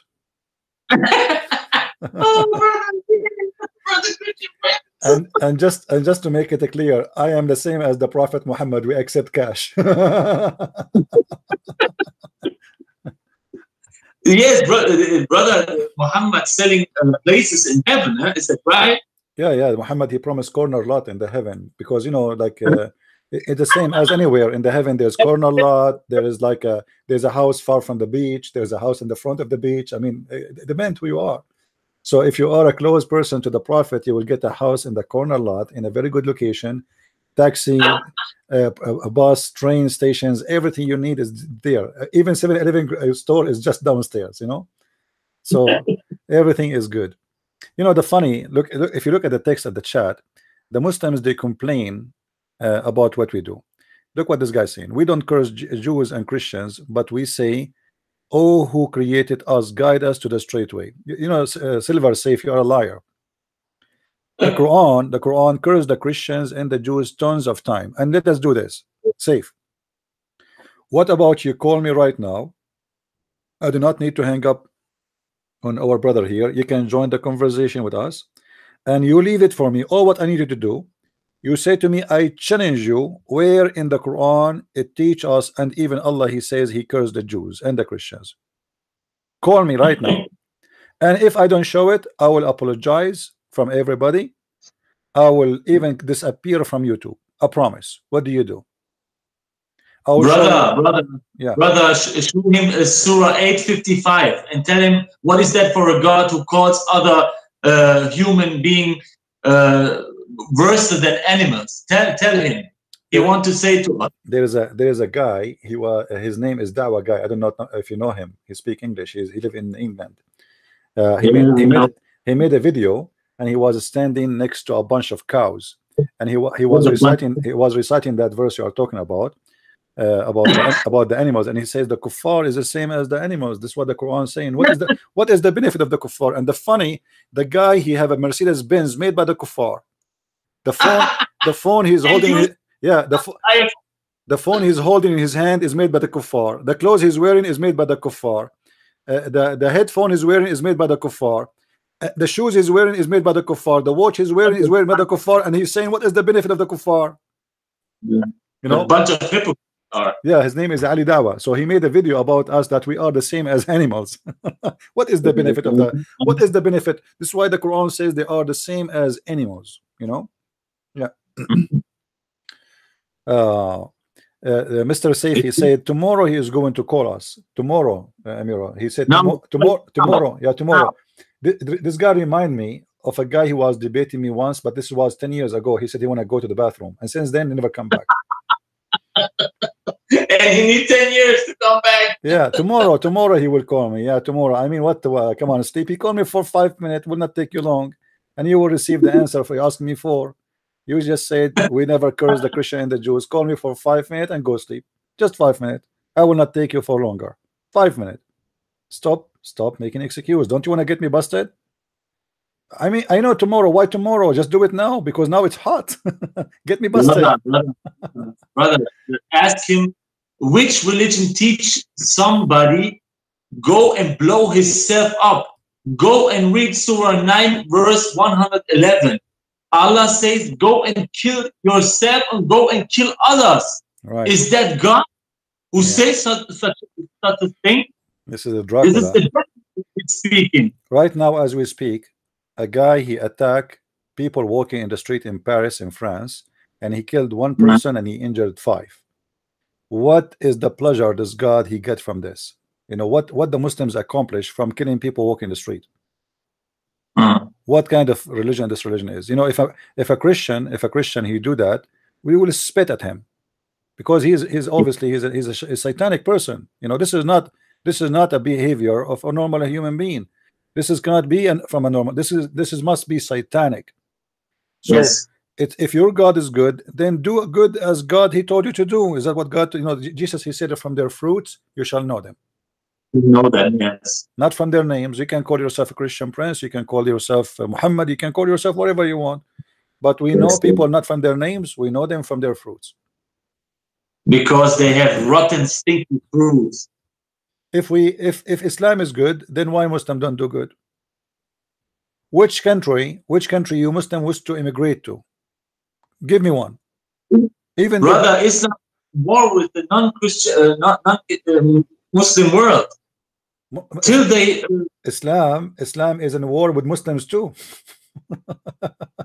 You know, Islam is in war with everybody. How many people how many people get killed in Afghanistan just last week? In Pakistan, in Nigeria, you know, Muslims killing Muslims wherever you go. This is a very ugly cult. They cannot live in peace. As simple as that. So they don't have Jesus. Yeah. And when Muslims never commit such a thing. You see, go and blow themselves up in mosques and something, in bus stations, in trains, and is that the religion of God? Is the religion of Satan himself? Right. And they say, when I was studying the Islamic sources, I was shocked up and said, "This is not a religion." Right. No Muslim, truthfully, you know, they are all hypocrites. They tell you, no, this is not true. Oh, you know what? I got an update for you. Go and order the book before the price change. Right now it's $18. It's changed. All right. Do you hear me, Amiro? I think he froze. Wait. Do you hear me? The price. Yeah, I hear you. Yeah, the price changed. Right now it is $18. So go and order it before the price change. Okay. I don't know if you can find it if you click at the same link and refresh the page, it says now the price is $18. Oh wait. So I don't know if that will give you free shipping or not, you know. But this price will not stay. This is just for you to get it for, you know, I cannot lower it than this because there's a limit, because the book is 370 pages, so there's a limit of how low I can go, you know. Is that the same guy who translated Allah's Täuschung? This is the translation. Yeah, this is the book. It's the same. Yeah, same brother, huh? Yeah, the link I just sent you, the same link I sent you in Skype. Should I go on the link that you sent me? Yeah, the same link I sent you. You can go there and refresh the page. Does it say $18 the price? Wait.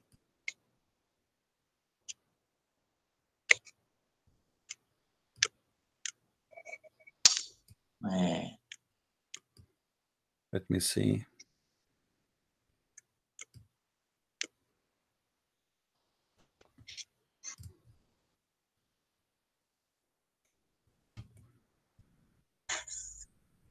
So the link again, click on it. Okay, here, $18. All right, click on it to purchase before the price change, because the price will change very fast. So okay. So go order it before the price go up. Click at add to cart and continue before, and tell me what is the shipping. Is it going to be, because usually, you know, Amazon, they ship locally because they print locally, so they should not charge you. Okay, wait, I have to write my email address and something down. I think you have to log in. Yes, so log in.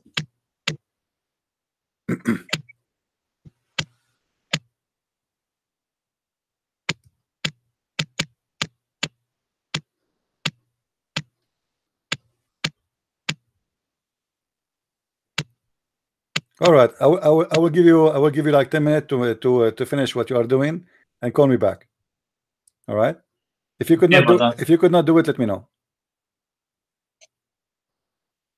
to see if we can see how we make it happen. Okay, brother. All right, thank you.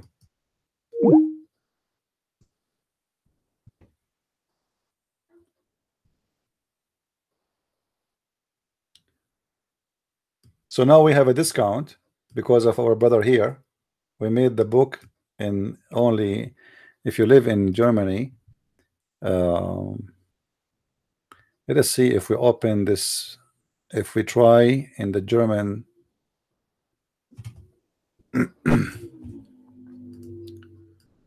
Amazon.be.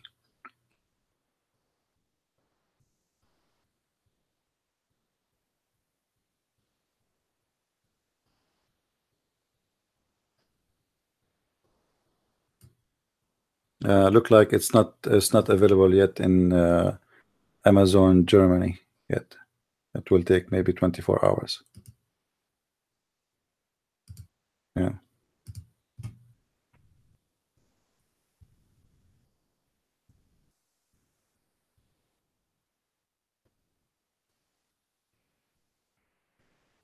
Do we have any Muslim would like to call us?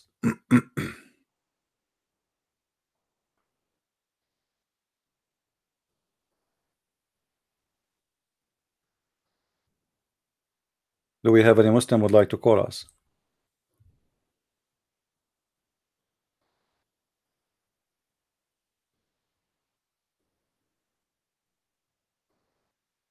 Yeah, Silver, he is a Muslim because he read, but yet he do not know where the Quran cursed the Christians and the Jews. Yeah, right. He is a Muslim because he read, but his prophet do not know how to write, how to read. So Muhammad was a Muslim because of what? Because he knew how to read, or because he do not know how to read? The Quran even called the fathers of Muhammad and the parents of Muhammad as najis. They are najis. They are filthy. This is what the Quran says about Muhammad family. That is the fact. And the funny Muhammad, he says that you have to respect your parents, but yet he called his parents najis, and he said that his father is in the hellfire. And the funny, the Muslim, they say that the father of Muhammad, his name is Abdullah. So why someone his name is Abdullah will go to hell? If his name is a slave of Allah, that's mean he's a Muslim. Why somebody believe in Allah will go to hell?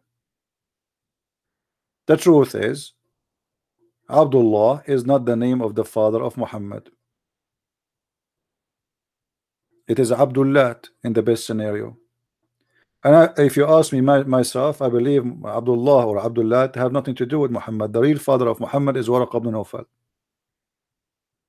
This is the real father of Muhammad. If you read my book, you will see the reference where the sister of Waraq ibn Nawfal, she offered the father of Muhammad 100 camel in order to sleep with her. You can call me anytime, this Abdul. You need a consultant.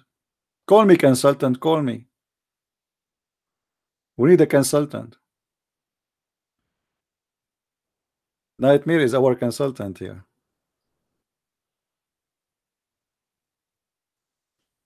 Do we have any Muslim would like to call?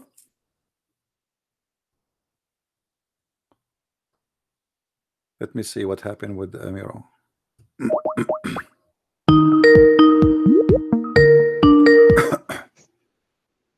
Hey bro, did it work?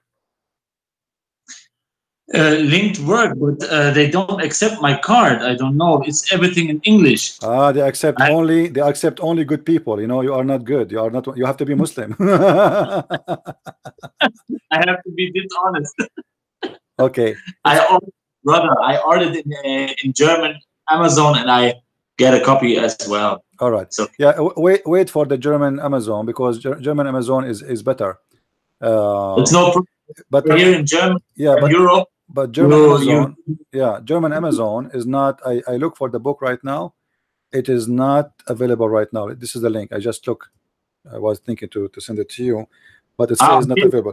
Give it until tomorrow. By tomorrow, I think it's going to be available. You know. Okay, we wait tomorrow. It's no problem. Yeah. That's not, you know.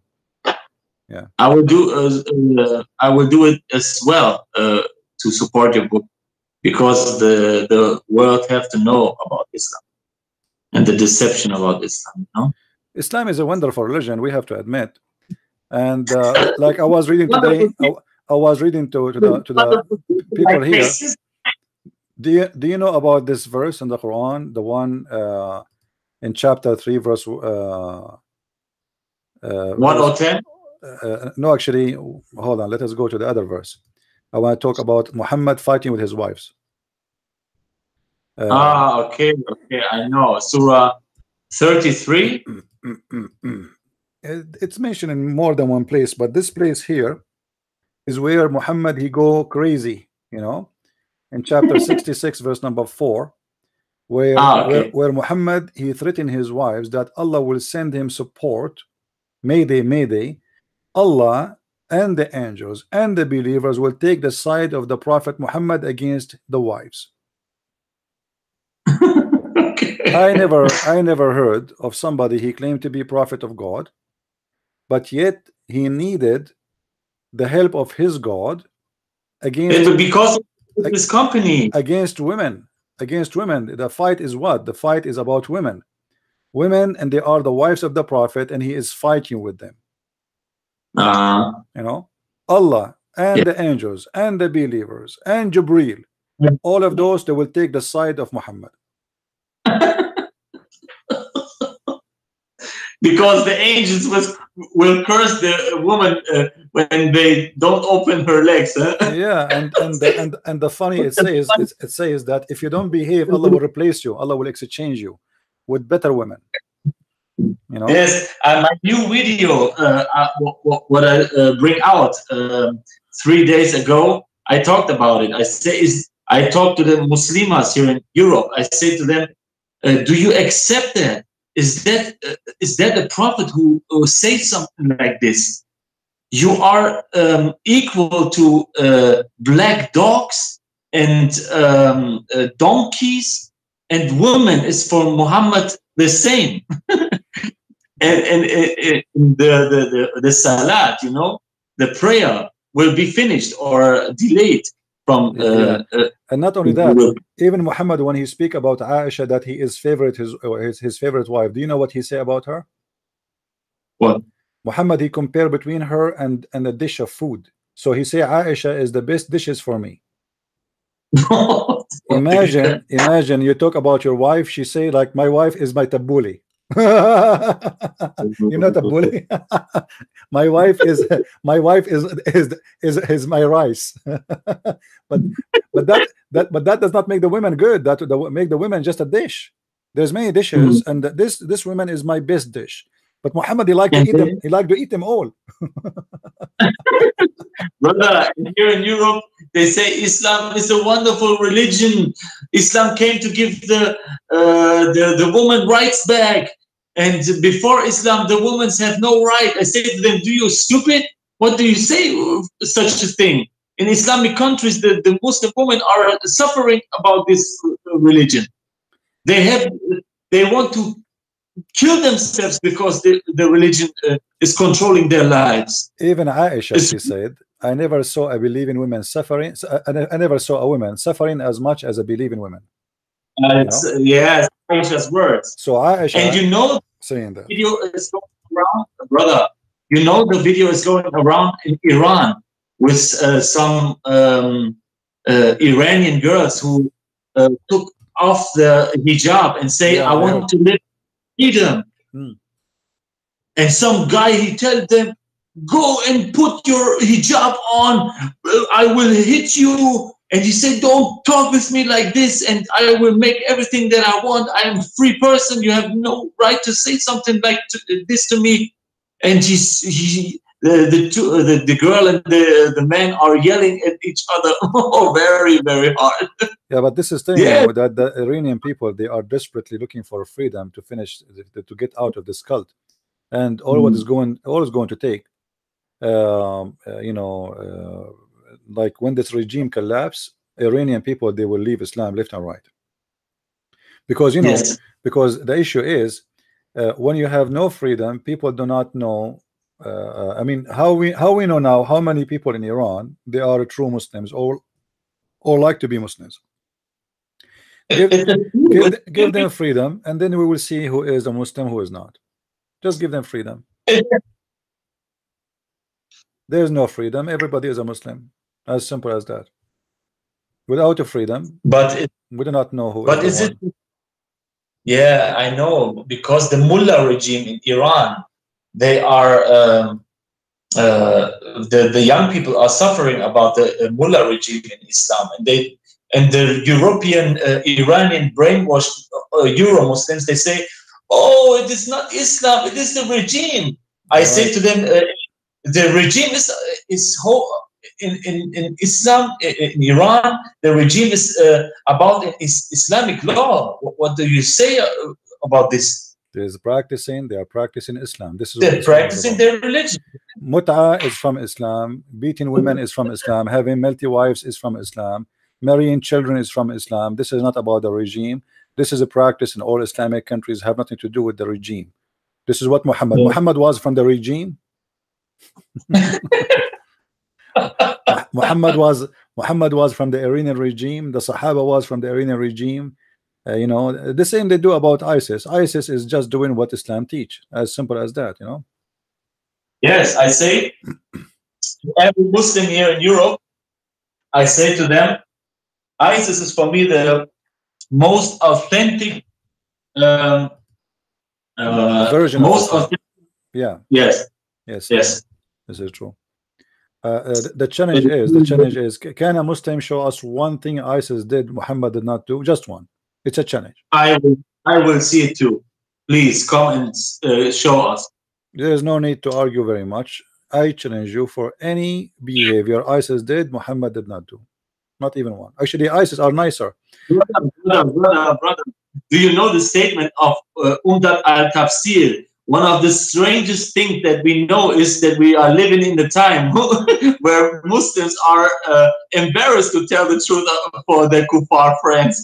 The faces are red. They are too shy to mention the killing in jizya and everything, you know. But it's there, you know. They cannot hide it for long. Anyone who want to say something, like we have a guy here in the text. His name is Nightmare. Yesterday we were talking about the Prophet, the Muslim speaking about the Prophet. He have the power of 30 men in sex, and he used to sleep with his wives, all of them in 20 minutes. So this guy, he called me, and supposedly he is a smart Muslim. This is the best example of a smart Muslim. And guess what he said? He said the Prophet did not tell them that. I said, so how they know? Listen carefully to what happened. The topic is the Prophet, he used to F his wives, all of them, in 20 minutes. He said the Prophet did not tell them that. I said, how they knew? That's a disaster. If the Prophet did not tell, that's even more ugly. That's mean they are watching Muhammad in his bedroom having sex. If I did not tell people what happened between me and my wife, how they will know? No, they knew about it. That's right. Perfect. So the Muslims, they deny what is like. It's in the front of us. It says the Prophet, he used to F his wife in 20 minutes, 15 minutes. Okay, he said the Prophet did not say that. So now he is supposedly, he saved his Prophet ass from being exposed. But that is even more horrible, because how the Muslims know that this is what happened? A guy having sex with his wives. How the Muslims, they knew about it if the Prophet did not tell? Unless Muhammad used to have a web camera and everybody is watching from his house. If he did not tell. So the Muslims always, what I'm trying to say, the Muslims always, they give you a stupid answer. And the second they try to answer, they get in trouble. Trying to defend the stupid Prophet by saying stupid things. And the more they defend, the more it is stupid and crazy. Yeah, and the Prophet, guys, and the hadith saying that the Prophet, he used to get the power of 30 men. Then we asked the Muslims, how the Muslims, they knew that Muhammad, he got the power of 30 men. Did they have a race in the time of Muhammad about sex who can do better? They used to have like an open tent, and like everybody get in, and the one who get tired first, he is a loser. And Muhammad was the winner. He did beat 30 men. 30 men is over, and still the Prophet is not done. He keep going. He keep going. The Prophet, mashallah, alhamdulillah. You see, it is in hadith who Muhammad lived in illusion. He thought he was sleeping with his wives, but in fact he did not. Yeah, but you know what happened here? Muhammad, I think he was having sex with something else, but he was not sure. Yeah. I never trusted a prophet who was living in illusion. Yeah, but this is not a dream, by the way. This is what the hadith saying, imagining, which means this is in daytime and he is awake. And this is very dangerous. That means this man is obviously mentally ill. This is a very clear sign. You can ask any doctor who you know who is this is his study. He will tell you that there are some people, they imagine things happening. When I was in the army, you know, when I finished my service, like I was delivering my paper, and I met with some people there, everyone for his reasons. There is one next to me. He was sitting next to me. I said, so you finish your service? He said, no, they you know, I am not qualified to serve. I said, what the problem? He said, I hear voices. And right away I smiled. He said, why are you smiling? I said nothing. Right away I remember Muhammad, you know. He said, I hear voices. So because if you are in the army and you hear voices, it can be very dangerous, because he might hear that somebody is coming and he shoot. You know what I mean? This is a soldier. He might hear something does not exist. He might hear somebody give him an order to shoot, and he might shoot, or he might hear somebody is walking by and he shoot as a friends. So they have to release him. Now we have a prophet who imagined himself not only having sex. There's different hadith says he imagined himself doing things in fact he did not. So how this man can be trusted to be a prophet of God when he imagined himself doing things in fact he never did? It can't be. It's impossible. It can be. Yeah, obviously this man is suffering from mental illness, and because of that mental illness problem, he imagined himself doing things, including, you know, if I go and take Muhammad to the court and I say, okay, Muhammad is a person, I show the judge papers about Muhammad, the paper saying that this guy, he imagined himself having sex, but in fact he did not. He imagined himself doing things, but in fact he did not. How I'm going to convince the judge that this can be accepted even as a witness in a normal case? We cannot. He is not. No. He is not qualified to be a witness in any case. You know how he can be a witness? There's no way. One of the qualifications to be a witness is to be aware of what's happening around you. Muhammad, he imagined things, so he might imagine me killing someone, and he say I saw him. He might imagine me, you know, saying something, I did not say it. So how the Muslims, they take such a person for granted? He imagined, but yet they believe that he saw an angel. And the angel came and said to him, go and fight the Jewish guys, you know? Yeah, but the most important thing, the angel, he told him, I find it more funny. The angel, he took him in the top of a flying mule, have two wings, and he told him, he took him to the seventh heaven, and then the angel, he offered him a cup of milk and a cup of wine. And the prophet, he chose not to drink wine. Question, Muslims, why the prophet, he chose to drink milk, not wine? Isn't it the heaven of Allah halal to drink wine there? Muhammad was in heaven, remember? Muhammad was in heaven. So what the problem? There's a river of wine there. You are a promised wine. But brother, where we can find the alcohol in Allah's heaven? In Surah 47:15. We can find the alcohol surahs in many places, actually. Not, I mean, not only in the Quran, but there's many places speaking about the alcohol. But the funny thing about Muhammad, that he, in one verse, he claimed that alcohol is a great product and it's a miracle of Allah. It is not something to be ashamed of. It is a miracle. It's a sign from Allah. And he is even saying that it is to make good and money from it. If you go to chapter 16, verse number 67, you will see the Muslim translation saying, and from the fruits of the date palm and vine, you get out wholesome drink and food. Actually, it says you make a drink to make you drunk, and from that you make good money and good product from it, and this is a sign from your God. So the alcohol, the beer, the whiskey is a sign from Allah. But in different place, Muhammad, he said that the alcohol is from shaitan.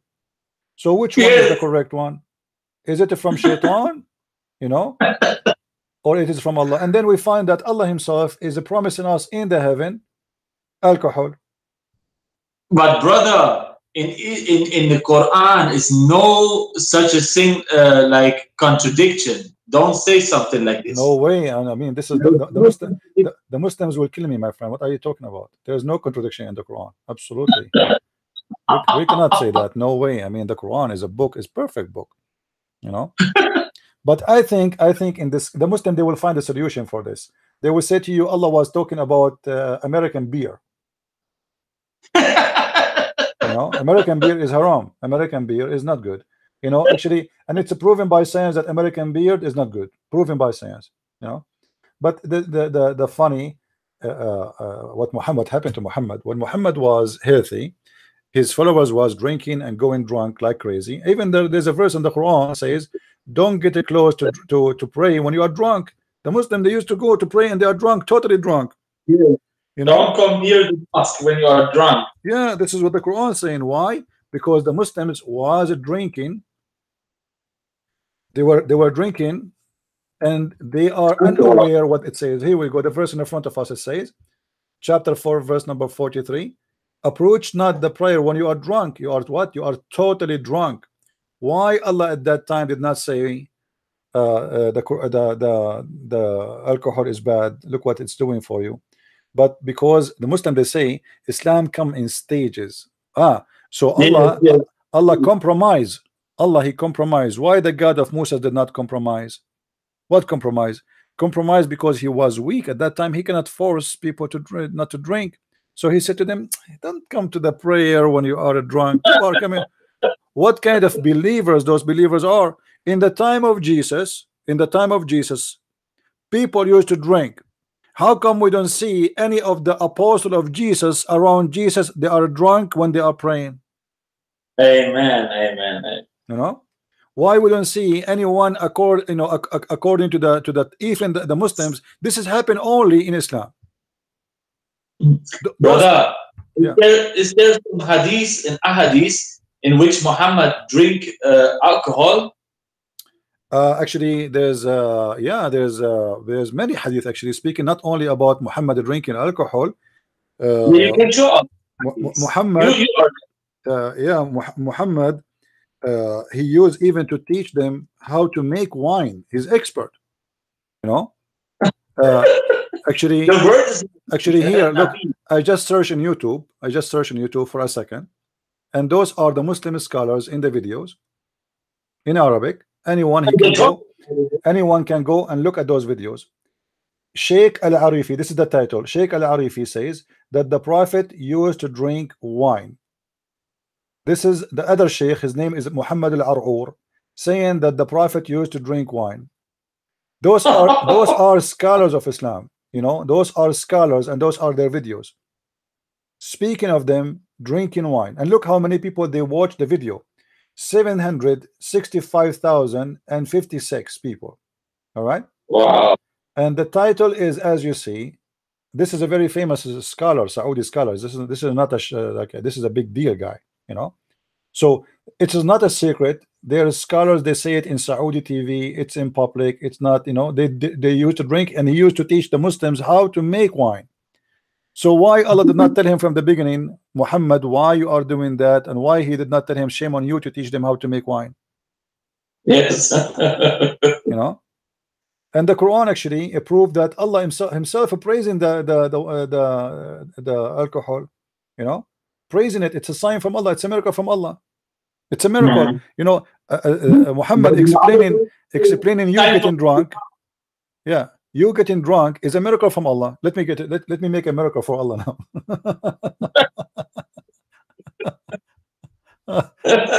Oh boy. You know, each time you see a drunk person, this is a sign from Allah. You better convert, right? Yeah, I make it popular on my site on Facebook. 10,000 people, 10,000 people look at this narration that I gave them from Sahih Muslim, in which Muhammad drank wine, and the word is nabid. Nabid. Right. ينبذ له في السقاء.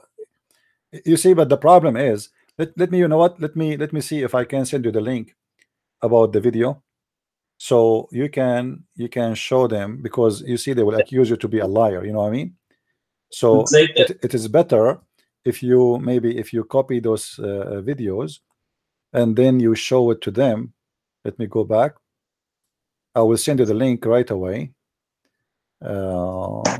and you can play it for them in your video. It says, okay, you know what, you accuse me of lying. Here we go. This is your scholar saying that in Arabic. Who is going to accuse him to be a liar? This is Muhammad al-Arifi. Let me send you the link. I'll just copy it.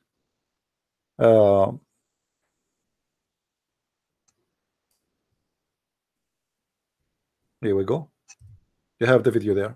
You will not understand it's in Arabic, but who care? They my wife, right. She speaks Arabic, right. Your wife, she speaks Arabic, so she can translate for you. Actually, maybe she can make a subtitle for the video. So this is the sheikh speaking about the prophet drinking wine, and this is a Saudi sheikh in a Saudi government TV. Do you think anyone there in Saudi Arabia, Sheikh Muhammad al-Arifi, Muhammad al-Arifi is maybe number one sheikh in Saudi Arabia. Do you think he will dare to say such a statement unless it's true? Not only he will lose his job, he will lose his head if this is not true. All of us we knew, all of us we knew what Islam is about. He will not say it, but because he's saying the truth, he's not lying. You know? Man. Yeah. Everything is based on killing in this religion, huh? But you know, the problem is Muhammad, he supposedly Islam is a good religion because it's forbid wine, but Islam replaced the wine by camel piss. I mean, look at this wise religion. Okay, you don't want to drink wine, don't drink wine, no problem. But you replace the wine with camel piss. You know, like you could not find something better. Make it, you know. Oh, actually, yesterday we were talking about the Quran promising the Muslims to drink ginger. You know, ginger. Have you ever heard of God? He promised me in heaven that I will have a promise from God to drink wine mixed with ginger. What kind of wine? The wine is mixed with ginger. And why Muhammad is promising us wine mixed with ginger? He could not find better cocktail. Is that a cocktail of Allah? ginger and wine, they go together. How they work together? How we can make this work together? I advise the Muslims. I know all of you Muslims, you drink like crazy. You know, in the Middle East, Christians, this is true. Christian, they sell wine. Muslims are the one who buy it. Everybody know that. Everybody know that. You know, it's I'm being honest. You can ask anyone. The Christians, they open stores. You know, a Christian guy, he have a grocery store. He's not opening just selling wine. He have a grocery store, and in the shelf there's everything. People, they grab whatever they want. Muslims are number one buyers for the wine. So they say we are against drinking, but the fact they are number one drinking people in Saudi Arabia. Every year, tons of people they die because they drink perfume. You believe it? This is how much they are obsessed, you know, with the drinking. However, we have a God who promised us that He will. We have somebody calling. Hold on, who's calling us? I don't know who's calling. We missed him. Bring him here, brother. Yeah, we missed him. Call back. I don't know. If you are a Muslim, call me. If not, don't. No need for now. Yeah, we want Muslims only. If we go in the Quran in chapter 76 verse number 17, it says that Allah is going to give them a drink. The mix of it is ginger and wine. Okay, why? And why Allah is mixing? Is that a diet? Is that a secret recipe? From all the things in the world, you could not find something better than ginger with wine? The answer is very simple. The Arab, they like ginger. Actually, this is the only drink they knew. They find it in their ground. So they are, it's like now people, they drink coffee. You know, Arab, they don't really, coffee is something new in the Arab tradition. But still people, they say Arabica coffee. Why? I do not know. We buy coffee like everybody. You know, we have nothing to do with the coffee. Coffee doesn't grow in our land. We don't sell coffee. We buy coffee like everybody. But anyway, at that time, zanjabil, ginger, is very famous drink for all the Arab. They drink it every day. So Muhammad, he knew what they like. They like wine and they like zanjabil, which is ginger. So he promised them, you know what? You are going to get not only wine, it's mixed with zanjabil. Let us see who's this guy. Hello? Hello. Oh, what's up? Yes, my friend. Are you a Muslim? No, I'm Muslim. I am Ilianatan. Ah, Elian. Okay, sorry. All right. I don't know if, let me see if I can make you join the conversation with us. Okay. Let me see. I have, because I have, let me see how I can do that. Okay. Okay, let me hang up on you and call you back. Okay, see if I make you, I can make you join with us in the conversation, because some reason I don't know how to do it. Let me do that. Yeah, okay. All right. Okay, good person.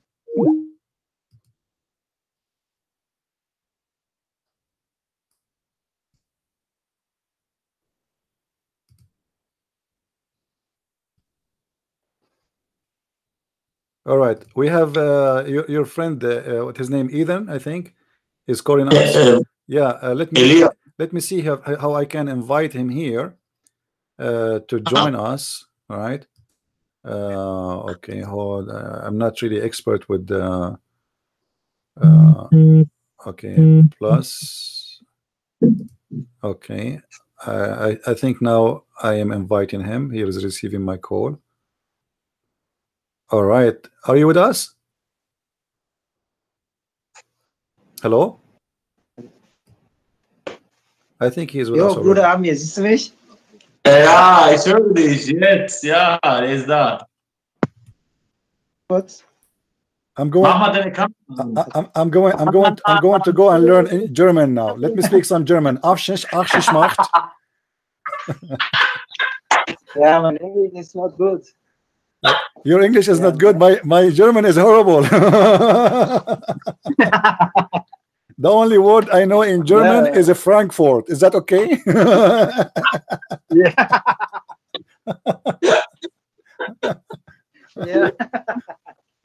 Ja, Bruder, vielleicht kannst du was ihn ein bisschen übersetzen. Yeah, I try to translate it for you. Okay. Ja, ich habe viel über diese satanische Verse nachgeforscht. Okay, warte, ein Satz nach dem anderen. He said he was very thinking about the satanic verses.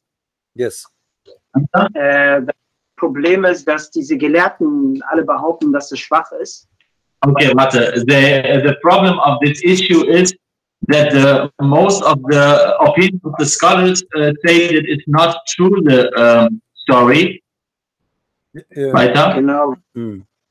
Okay. Weil Ibn Kathir sagt zum Beispiel, dass es dass es so daif, dass es schwach ist, ja, weil die Überlieferungs.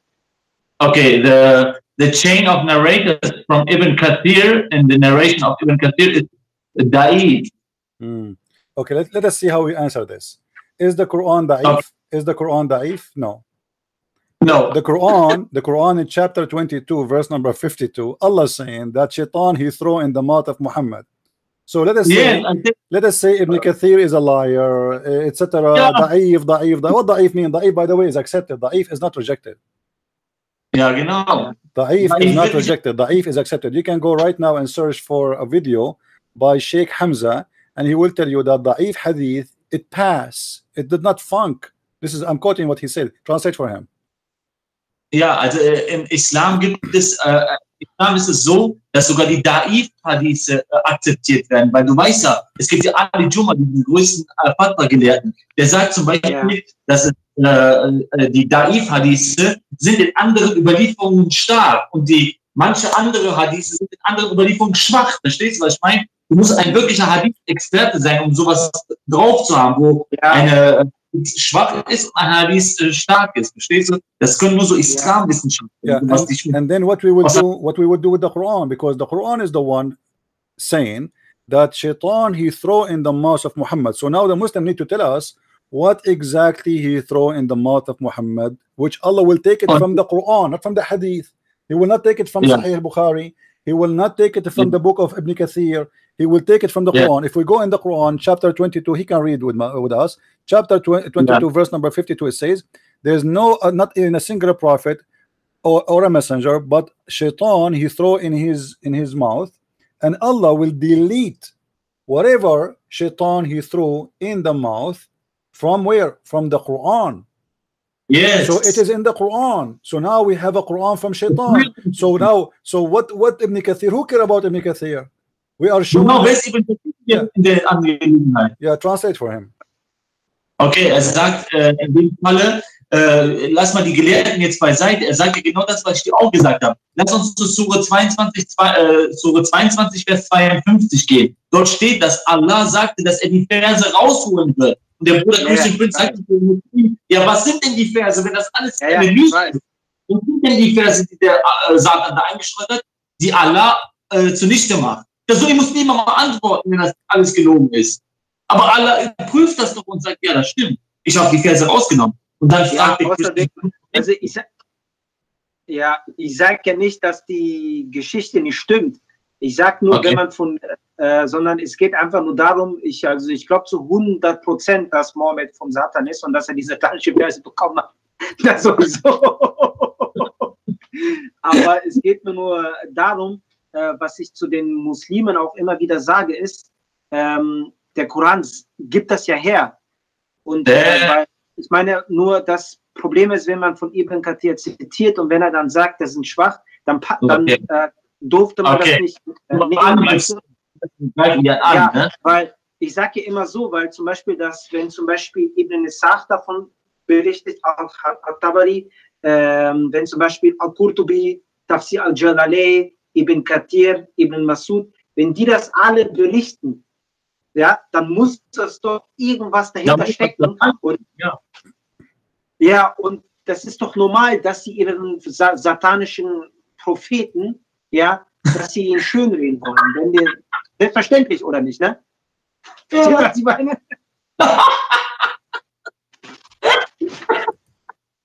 Brother, I will translate for you. Yeah.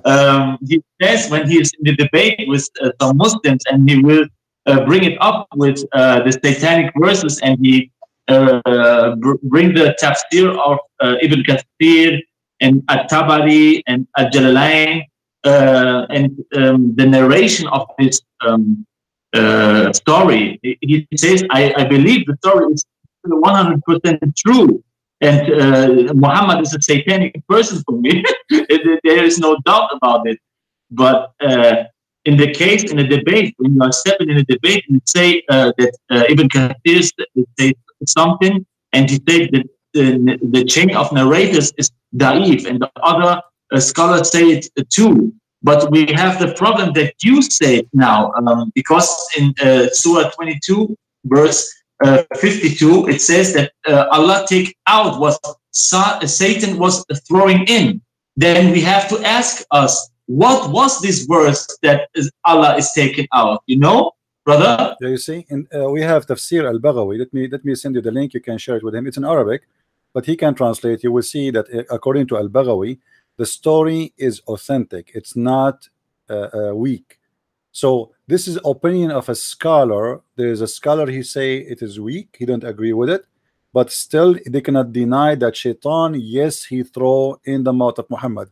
What they don't agree with is what happened after about Muhammad. Did he bow down? Did he worship the daughters of Allah or not? This is what they don't agree with. What they agree with, that Muhammad he received satanic verses, because this is in the Quran. The Quran is saying that he received satanic verses, and Allah will delete them. Allah will delete what? If there's nothing anyway, how Allah will delete it? From where? Allah will delete it from what he throw. Remember, Muhammad he claimed that everything he say is coming from Allah. وَمَا هُوَ إِلَّا وَحْيٌ يُوحَى.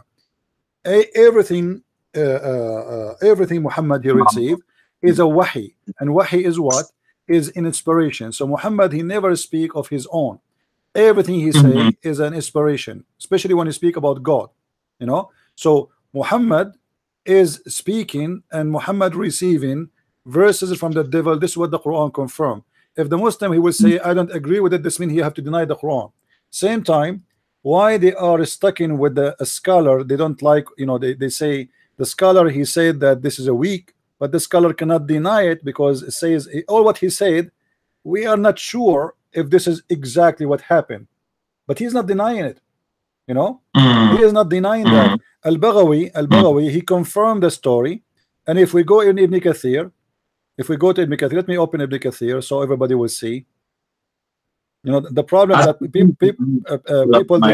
people they read, you see, people they read, most of them they read Muslim translation, you know, but Muslim translation is not really accurate. Wait a second. Do you show us now in the screen? Let me show you first Al-Baghawi in the screen. Here we go. Okay, Bruder, er zeigt uns den Gelehrten Al-Baghawi, der das bestätigt, dass die satanischen Verse wirklich authentisch sind. Es ist nur eine Meinungsverschiedenheit, was danach passiert ist. Hat er jetzt wirklich sich niedergekniet oder was ist danach wirklich passiert? Weil die Geschichte ist wirklich wahr, aber die sind sich uneinig, was passiert ist. Verstehst du? Yeah. If we ask now any Muslim, who is more higher, Ibn Abbas or Ibn Kathir? Ibn Abbas is the cousin of Muhammad. In front of me it says that Ibn Abbas said, قال Ibn Abbas ومحمد ibn Ka'b al-Quradi. Ibn Abbas and Muhammad ibn Ka'b al-Quradi, both they said, and many of the Mufassirin, many of the scholars, they said, when the Prophet like he found like there's differentiation between, let us go to the story right away. When the Prophet he arrived reading أَفَرَأَيْتُمُ اللَّاتَ وَالْعُزَّى وَمَنَاةُ الثَّالِثَةُ الْأُخْرَى. When the Prophet was reading, reciting the chapter of An-Najm, and he arrived to the verse that says, do you see Allat and Al-Uzza and Manat the third? The shaitan throw in his tongue in which he liked to him to say as he wished, and he said, and now Ibn Abbas is quoting what the Prophet said, تِلْكَ الْغَرَانِيقُ الْعُلَى إِنَّ شَفَاعَتَهُنَّ لَتُرْتَجَى. Those are the Gharaniq, the daughters of Allah. Their intercession is a must to ask for. And then continue. The one is talking until now is who? Is not Al-Baghawi. Al-Baghawi is reporting what Ibn Abbas said.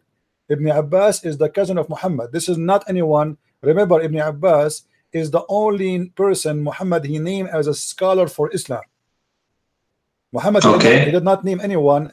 Muhammad he said, may Allah make Ibn Abbas Hibrul Imma, which means the ink of scholarship of the whole nation. So Ibn Abbas he have a prayer, special prayer from Muhammad, not to say wrong, not to teach wrong. And there is no way Allah will not accept the prayer of the Prophet, you know. So here Ibn Abbas saying, and Shaitan he throw in his tongue, those are the three daughters Al-Gharaniq of Allah, and their intercession is a must to ask for. And then when Quraysh they heard this, they were so happy, and then the Prophet he continued reading. So he read all those words, and then he bowed down at the end of the reading, and the Muslims they bowed down with him, and whoever was in the mosque bowed down except nobody except one person. His name is Al-Walid ibn al-Mughira. There's only one person, and he had one person more, wa Abu Uhayha Sa'id ibn al-As. So everybody was in Muhammad present. The Muslims and the Kuffar, both they bowed down worshipping the three daughters of Allah. And you will see here, he is not saying this is weak. He is quoting Ibn Abbas to witness for this. Now, das ist nicht, er zitiert Ibn Abbas, verstehst du, dieser Al-Baghawi. Er zitiert diese Geschichte, sagt Ibn Abbas, sagt, dass das wahr ist. Er versucht gerade diese Geschichte. Ja, er soll mir einfach mal diesen Link mal schicken. Okay, send him this link, oder? yeah, all right, no problem. Aber ich habe hier zum Beispiel auch von Ibn Kathir, ja. Okay, he has the translation in German, the Ibn Kathir exegesis. Ja, und in Surah Al-Dur, Surah Al-Dur steht sogar, dass Mohammed seine 3 Tage lang seine Gebete nicht verrichten konnte, weil er vom Schatan besucht wurde. Okay. Brother, yeah. In Surah Al-Dur, the Muhammad can't pray for 3 days because Satan was humiliating or something like this. Yeah, yeah. Regarding this story, let me show him a hadith which is funny, just to show him, how Muhammad himself, he confirmed that he received command from the devil. If we go to the hadith, we will find this. Show it in the screen, brother. Yeah, I'm showing in the screen. Bruder, guck im Monitor, der zeigt dir das jetzt. Guck bei dem auf dem Monitor. And I sent him the link already about Al-Baghawi. You know, if you see the same story he's talking about, we can find it in the hadith. It says, read with me carefully. It says, Ibn Mas'ud reported that the Messenger of Allah, may peace, etc., Allah pray on him. There's none amongst you. Muhammad is talking, saying there's none amongst you whom is not attached from amongst the jinn, the devil. They, the companions. So Muhammad is saying every human being, he have a devil as a companion. They said who? The Muslims, they said, Allah a messenger, would you too? Thereupon he said, yes, but Allah helps me against him, so I am safe from his hand. He does not command me but for good. Shaitan is commanding Muhammad. He's saying that the Shaitan, he command me. Wow. You see, this is the hadith. This is Sahih Muslim saying that Shaitan, he command me. Explain to him. I don't know if you get what I'm saying in English.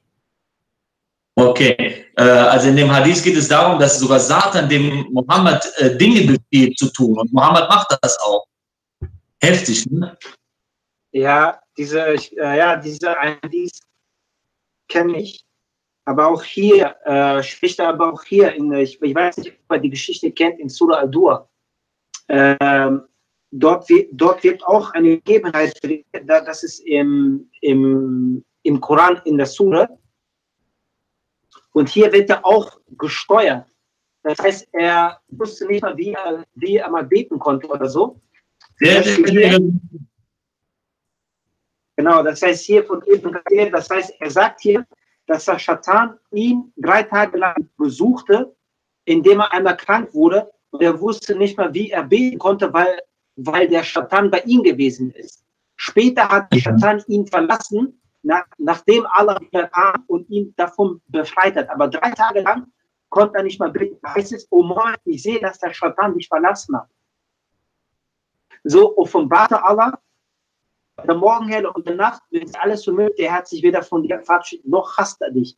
Hier sehen wir auch ganz klar, dass zum Beispiel bei Jesus, als er in der Wüste war, hat er, dass er überhaupt gar keine Macht hatte. So, ne? Ja. Aber bei Mohammed, deswegen glaube ich zu 100%, dass Mohammed diese satanische Verse bekommen hat, so oder so, aber auch, dass er gesteuert wurde, so, ne? Verstehst du, was ich meine? Yeah, klar. Brother, he says that in Surah Al-Dur, the Shaitan came to him and he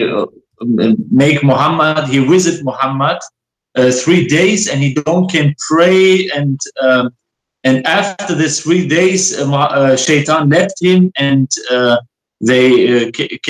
Muhammad was like in a position that he can pray and something like this, you know? Yeah, because Shaitan, he was watching porn with the Prophet. I mean, why he cannot? The Shaitan, he left.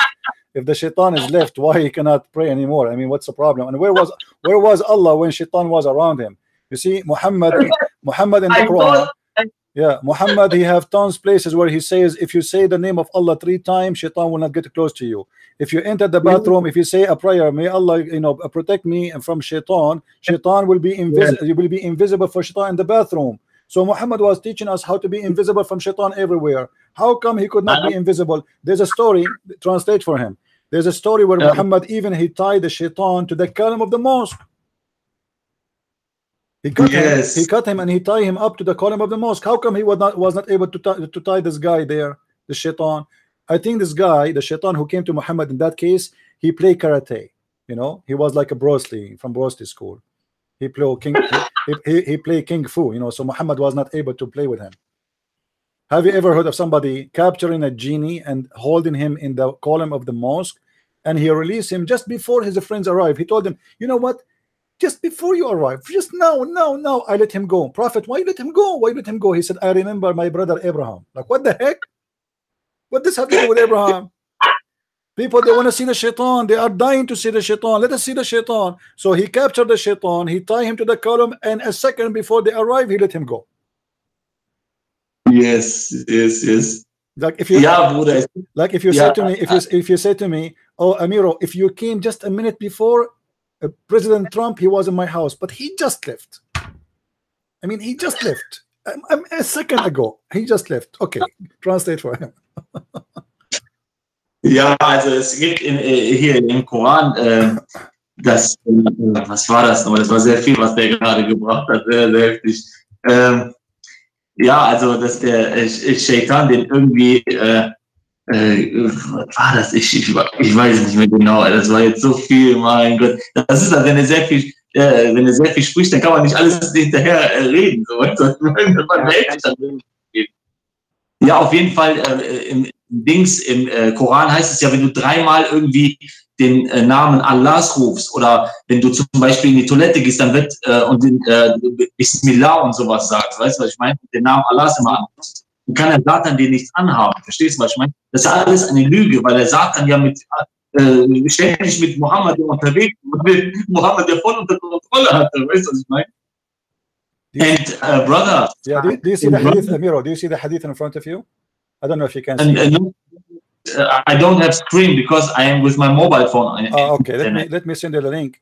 Here is the story of Muhammad cursing the shaitan who came to him.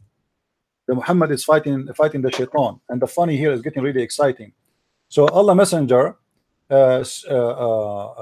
stood up to pray, and we heard him say, I seek refuge in Allah from thee, which means the Muslims are around, but they cannot see anyone. Only Muhammad can see the shaitan. Then they said, then said, yeah, he cannot. Only he can see the shaitan. The Muslims are around. You see. So he stood and he said, I curse thee 3 times. Why 3 times, Muslims? Are you Trinity people? Do you believe in the name of the Father, the Son, the Holy Spirit? Why he is cursing him 3 times? What about 4? What about 5 times? So I curse thee 3 times. Warum immer 3-mal? Ist das jetzt im Namen des Vaters, des Sohnes und des Heiligen Geistes? Warum nicht 4-mal? Weißt du, was ich meine? Alles muss 3-mal passieren, Muhammads Leben, weißt du? And then after Muhammad, he said, I curse thee 3 times. He stretched out his hand as though he was taking a hold of something. The Muslims are watching. Muhammad now, he opened his hand as if he's trying to hold something. Obviously, this guy is crazy. So he sees something in front of him. He want to catch him. So he stretched his hand to catch him. When he finished the prayer, we said, oh, Messenger of Allah, we heard something. You say something during the prayer, which we have not heard you say before. And we saw you stretch out your hand. He replied, Allah, enemy Iblis, came with a flame of fire to put it in my face. Like, what the heck?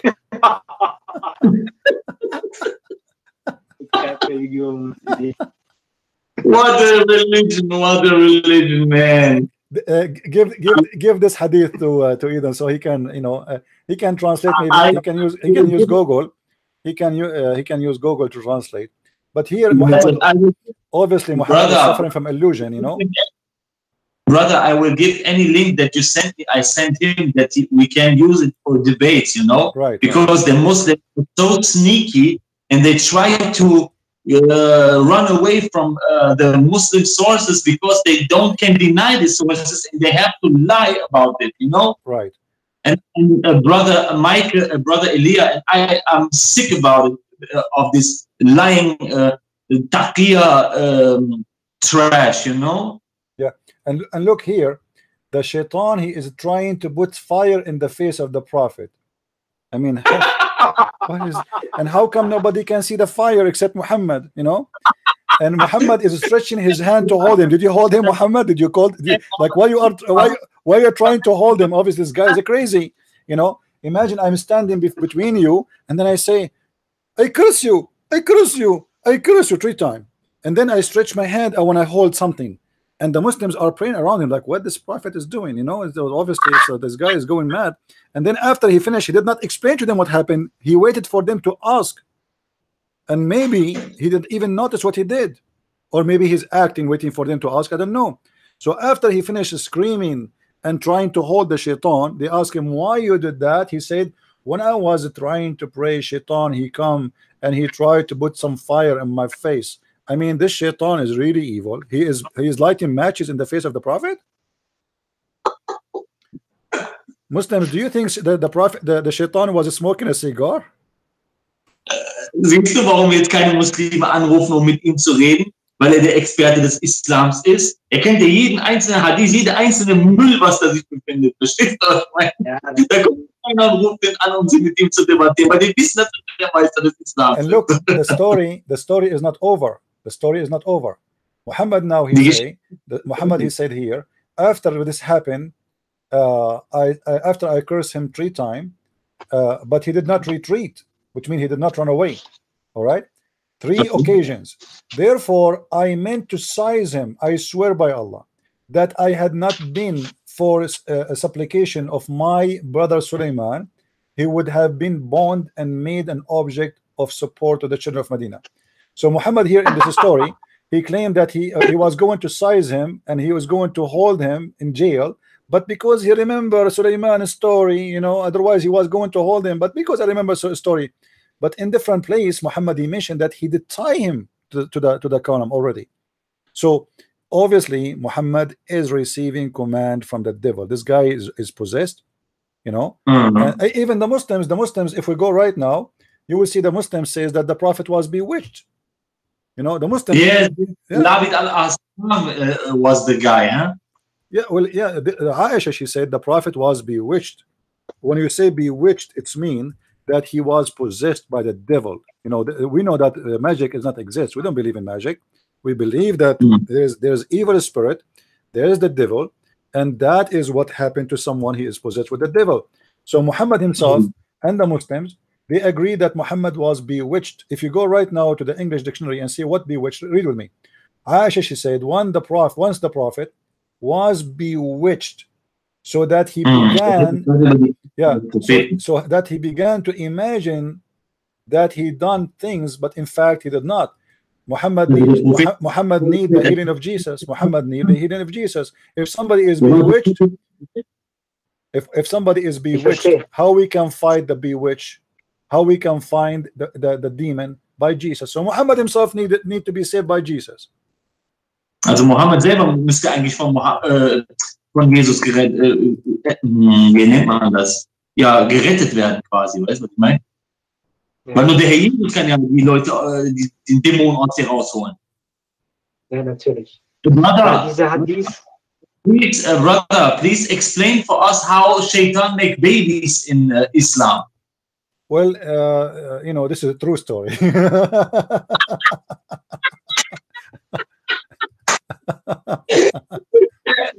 brother, show us the hadith where Shaitan, his left leg we have a penis, and in the other leg we have a vagina. Is that true? The hadith? Where is that? This is actually actually it's coming from the Quran. The Quran speak about Shaitan. He have a children. You know, the Quran speak about Shaitan. He have a children. So the Muslim try to explain how Shaitan have a children, because remember the story of Adam and Eve, that only one Shaitan, he disobey Allah. So the Muslims, in order to explain how that happened, they come with the conclusion based on their prophet's story, that Shaitan, he must be when he was kicked out from heaven, because Allah, he kicked him only alone. There was no other Shaitan. They call him Iblis, which is Iblis. So when the Quranic speak about the offspring of Shaitan, if you read with me here in chapter 18 verse number 50, Allah says to them, 18 Vers 50, Bruder. chapter 18, verse 50. Schreibe das auf, Surah 18, Vers 50. Yeah. Allah, he says to the supposedly to the Muslims, are you going to ask the genie and his children's as someone to follow, as protectors? So here the problem is how genie he have a children's, how that can happen, you know? So the Muslims, you see here, will you choose him and his seed for your for protecting friends instead of me? So the Quran confirmed clearly that Shaitan have seeds, have a children. All right. Now, in order to solve this problem, Muhammad, he come with the following story, said that the Shaitan, he have a penis in the right leg. Because remember, there's no other Shaitan, there's no female. So like we have Adam and Eve, so we can solve the problem with Adam and Eve. But now we have one Shaitan. He was kicked out of heaven. We don't have two Shaitan, male Shaitan and female Shaitan. It was only one. So now how we will have kids? How we will have? Yeah. Translate to him. Was meint er? Er meint, es gibt ja nur einen Satan, der aus dem Himmel geschmissen wurde. Es gibt ja nicht zwei Satan, drei Satan. Und jetzt müssen wir gucken, wie der die Babys gemacht hat. Die Dämonen im Islam haben Kinder. So, und wie kommen denn die Kinder zustande von den Dämonen? Okay, brother, explain to us how the demonic child will come out of the Satan. All right, I will show the reference so people will not say that we are making things up as usual. We bring reference. Yeah, because you know, if you say things from your own, they will say this guy is lying. You know, there's no way it says that. Yeah, I know the Muslims because many of years I was talking to them. Everything is lying. We are all liars. We are all liars. Yeah. This is not normal, you know. Brother Michael and I, we are the biggest liars in Germany, and we don't know nothing about Islam. And you know, we show them from Sahih Bukhari, from Sahih Muslim, from Sunan At-Tirmidhi, from Majah, from Sunan Abu Dawud, but they say you are liars. Yeah, you see, this is in the front of me. This is the official government website of the Kingdom of Saudi Arabia. Okay, guck, Bruder, let's take it. This is the Saudi website. Read with me in the top. It says Quran ksu.education.sa. Saudi government. Send me, brother. Send me this link, please. Yeah, I will send you the link. And this is the Tafsir Al-Qurtubi. Al-Qurtubi. Let me send you the link. All right. In Al-Qurtubi, it says the following. Remember, this is Al-Qurtubi saying, not me. I have nothing to do with it. No, yeah. Zitiert Al-Qurtubi, der hat nichts damit zu tun. Weißt du, was ich meine? Mal gucken, was Al-Qurtubi sagt. Okay. Yeah. So here it says, قال الشعبي, the Shabi reported that سألني رجل, a man, he asked me, do Iblis have a wife? هل لإبليس زوجة? So I said, this is a wedding party I did not witness. Then I mentioned to him his mentioning in the Quran where he said that are you going to take him and his seed and his children as protectors and leaders and defenders? So I learned from that there's no way he is going to have children unless he have a wife. So I said to him, yes. Then Mujahid said, now this is Mujahid, this is not a kidding guy, this is a real serious name in Islam. He said, Inna Iblis, Shaitan, he enter into his vagina, into himself by the penis of himself, and then he lay 5 eggs, and this is the origin of his children's. And okay, let me translate. Yeah, so it was 5 eggs only first time. 5 eggs. Yeah. Also dieser Mujahid, das ist eine sehr große Nummer im Überlieferungen, ne? Und der sagt, dass der Satan sich selber befriedigt. Also quasi ein Penis irgendwie an sich selber hat und eine Vagina auch sich selber, also befriedigt er sich selber. Und jedes Mal, wenn er das macht, dann legt er 5 Eier. Weißt du, was ich meine? Ja, kaputt ist diese Religion. Weißt du jetzt, was ich meinte, mit wenn wir loslegen, um die islamischen Quellen zu studieren? Wenn der uns den letzten Müll zeigt. And he continues saying, and it's said, and it is said that Allah, He created for him in the right thigh of his leg penis, and in the left leg a vagina. So he if this by that. Okay, let me translate. Also Allah hat diesen Iblis, hat er, wie ich gerade gesagt habe, auf der rechten ein Penis gegeben, auf dem rechten Bein einen Penis gegeben und auf dem linken Bein eine Vagina, und da macht er die ganze Zeit so. and Amiro is doing it. Don't do that. They will accuse you that you are the shaitan now. Okay, hold on. Stand up and let us see if you have any eggs. Do you have any eggs there? Hold on. This is so amazing, this story. When you say this story to a Muslim, I think he was. I think that when we say this story to a Muslim, he was so laughing his sorry for saying that, his ass up. You know, yeah. This is so embarrassing and so laughing, funny. This is not normal. This is not a story of a religion from God. You know. Hold on. The story is not over. This is the most graphic story that I ever heard of. The story is not over yet, but I don't know if you translated to Ili what we said. Did you translate to him about he himself? Yeah. Did he understand? Yeah. Did he understand? Yeah. Now, then he continues, says, and then will come out of him every day 10 eggs, and from every egg is going to come out 70 male shaitan and shaitana, which mean male and female shaitana, 70. So from every egg 70, and every day is 70 eggs. That means a shaitan, he will have 700 shaitan every day as babies, every day, you know. And jeden Tag legt 700 Eier, so weißt du? Yeah, so there are 10 eggs from every egg 70 shaitan. And then he said, and every shaitan when he come out of the egg he fly. Wahnsinn, ne? Siehst du, was uns geworden sein, Bruder Michael? And not only that, at the end of this they say فيتوقف هذا الأمر فيه على نقل صحيح. Okay, and then they continue saying that this was confirmed in this chapter from the Sahih, what is mentioned by Al-Hamidi. Now they are going to continue to prove that this is true. They said that the Prophet said, don't be the first one to enter the market, and don't be the last one, for shaitan, he lay eggs in there and they are coming out. You know what I mean? So this is actually a hadith. This is a hadith. Actually, we can show it in English. Let us see if we can find it in English, so people can see it. You know, here we go. We have this egg. Yeah, you see, here we go. Muhammad saying, the Prophet said, don't be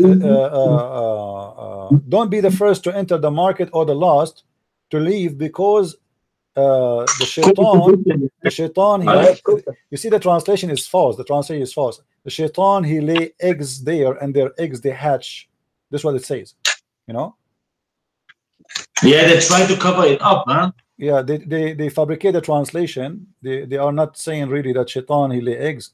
In case it lies in your power, don't be the one who entered the bazaar first and the last to get out of, because there is shaitan.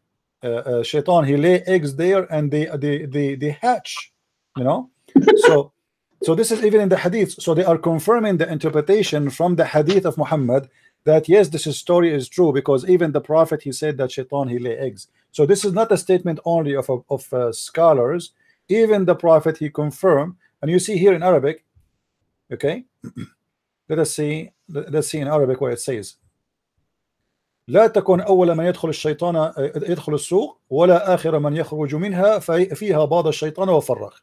Don't be the first who enter the market first, and not the last one, for shaitan, he lay his eggs, and their eggs they hatch in. So Muhammad is saying them, you should not enter the market at the beginning. I don't know what does that mean. I mean, this is stupid. what shaitan why he lay eggs in the market? I mean, and what will happen if I enter the first or I leave the last? What will happen exactly? I will go out with some eggs. Man, what a story. It's a crazy. Siehst du, da drin findet? Verstehst du jetzt, warum ich gesagt habe, wenn die Muslime aufrichtig und ehrlich wären und die Tafsire und die Geschichten im Islam durchgehen, sie würden heute noch den Islam verlassen. Siehst du? Was meinst du, wenn keiner sich traut, da eine Debatte gegen den zu führen? Weil der Arabisch spricht und sich perfekt auskennt. Deswegen, und die Muslime sind so wie Schlangen und suchen sich Menschen aus, die nicht Arabisch sprechen und den Islam nicht studiert haben. Verstehst du? Wie können I say to him,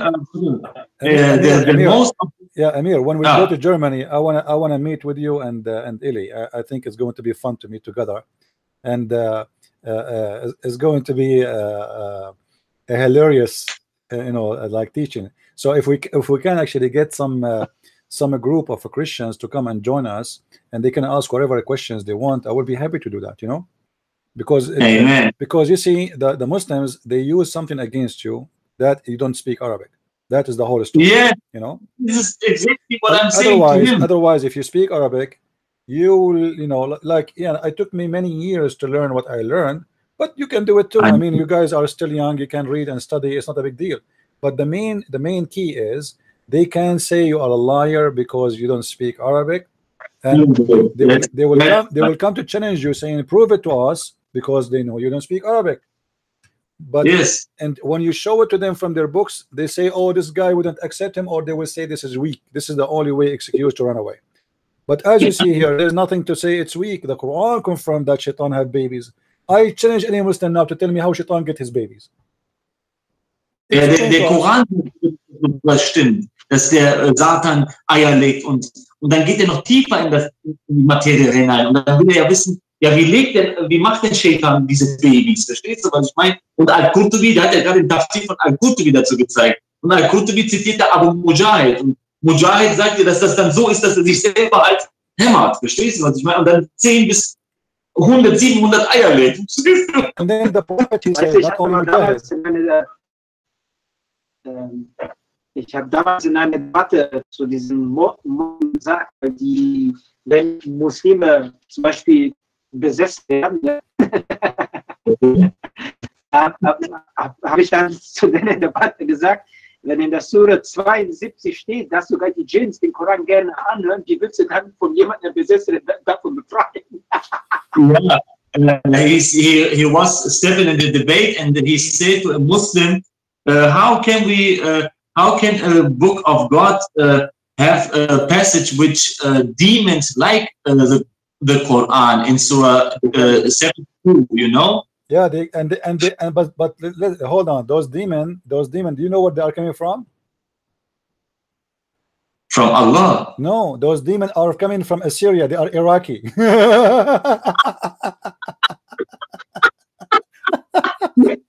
You are kidding. Yeah, this is what Muhammad told them. He told them that they are Assyrian, they are foreigners. Okay.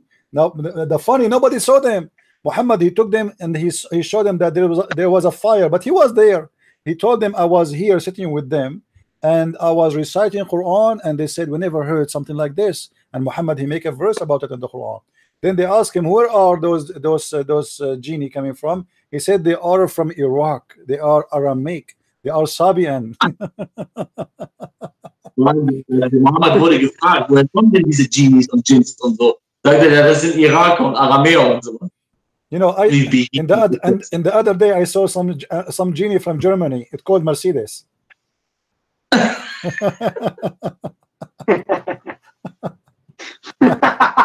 Stupidity. What I can say, I don't know. Ja, Bruder Herz, ich muss mich leider hinlegen. Dann freue ich mich irgendwann mal, wenn er mal nach Deutschland kommt, dann können wir mal zusammen missionieren gehen. Yeah, we are very happy about it when you are coming to Germany to meet us, Yeah, I will update you. I will update you when I'm coming. I will let you know. Soon you will see me. Because I am invited already by some people there to do some work, So I will not stay really in Germany for long, but I will go to Germany and some other countries too. Perfect, brother. Yeah. Don't forget us. And I will bring my Ja, I will bring my kannst du genie with gerne me. My Assyrian genie. I will bring Sam Shamoun with me. He's Assyrian. Kannst du ihm gerne sagen, dass ich jetzt die Tage mache ich von seinem Buch Werbung, wie wissenschaftlich Koran unter die Lupe. Ja. Und genau. Das heißt, wenn er, ich mache jetzt, ich weiß nicht, wann, nächste Woche mache ich darüber ein Video. Okay. He said that he will make a video on his YouTube channel, and he will promote your book, Quran and Science and Depth, in German. I will make it too. Maybe we can make it with Brother Elia together, that we make a conversation about this book and we speak about it and we read a little bit about it. Maybe we don't know what we are doing. Yeah, maybe he making a single video or I'm making a single video, or we both talk about it, you know? Yeah, let Eli get the book because he needs it anyway for his debates. And he can always use the book in his videos when he make videos to show them, you know, this is the reference. And the challenge is anyone he says to him it's a lie, anyone. Okay. Tell him if it's a lie, are you willing right now to challenge a Christian Prince to have a live debate with him? And I want you to get him busted. Either Christian Prince is a liar and we will laugh at him, or you are the liar and you are a coward, you will not debate him. So anyone he says to you that what is written there is a lie, challenge him. Okay, let me translate. Also wenn du das Buch vorstellst und etwas daraus vorliest und du Referenzen daraus vorliest, dann sagst du, wenn das nicht stimmt und du der Meinung bist, dass das eine Lüge ist, komm und sag das dem Bruder Christian Prince. Dann werden wir mal sehen, ob das wahr ist oder nicht. Ja, immer erwähnen, wenn du aus deinem Buch zitierst. Ich werde das demnächst auch machen. Dann sage ich Muslime, wenn ihr behauptet, dass das eine Lüge ist, ich fordere euch auf, kommt in den Raum und dann werden wir darüber diskutieren. Lauft nicht weg vor der Wahrheit. Ja. Yeah, if somebody claim to know how to dive, the only way to prove that he know how to dive or not is to bring him to the water. Yes. And the Muslims will debate you about, they will challenge you about diving in the desert. Yes, brother. They are so sneaky, and I'm very, very, very sad about these guys. You know, they are, they go so destructive with his souls. You know.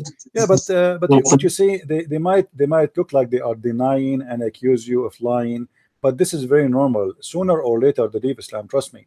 You know, there's a guy. He go in the ABN TV. He's an African American. He used to come to my chat room and he used to call me, say, liar, you are lying, that's not true, there's no way, blah, blah, blah.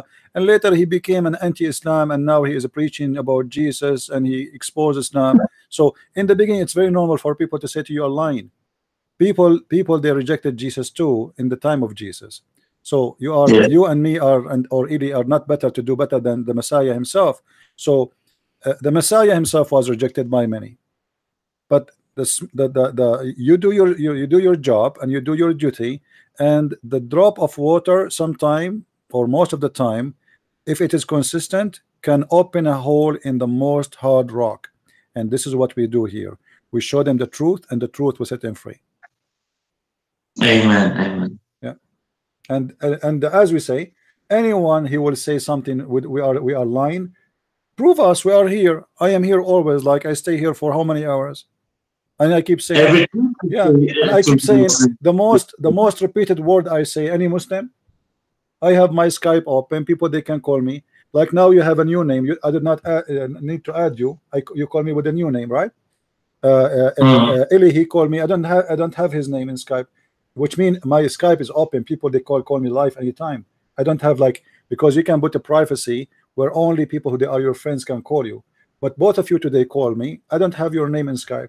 You call me with a new name, Skype. I do not know it. And Eli, he called me the same way. So Muslims, anyone can call me anytime. And if I am lying, prove me to be a liar. Like now, we did read about the eggs of Shaitan. Is that my book? Is that me who's saying that? I just read for you in Arabic. and the link is there, and the website is the Saudi government website. If they are lying, this is their business. If you Muslims are a bunch of liars, you wrote about your prophet lies, this is your business, not my business. Yes. And when Muhammad he said in the hadith that Shaitan he command him nothing but to do good, how a Muslim can explain to me that Shaitan is commanding a prophet of God? What does that mean? He's a prophet. Why Shaitan don't command anyone else? Remember Muhammad in the Quran he said that nobody have, according to the Quran, nobody have authority. Shaitan he have no authority over the believer except the one who they are the losers, the bad, the criminals. So how Muhammad suffer from this issue if he is not from the loser, if he's a prophet? You know what I mean? If the Quran confirm only the bad ones, they follow thee. Follow who? The Shaitan. So how only the bad one follow thee, but Muhammad he was possessed by the devil?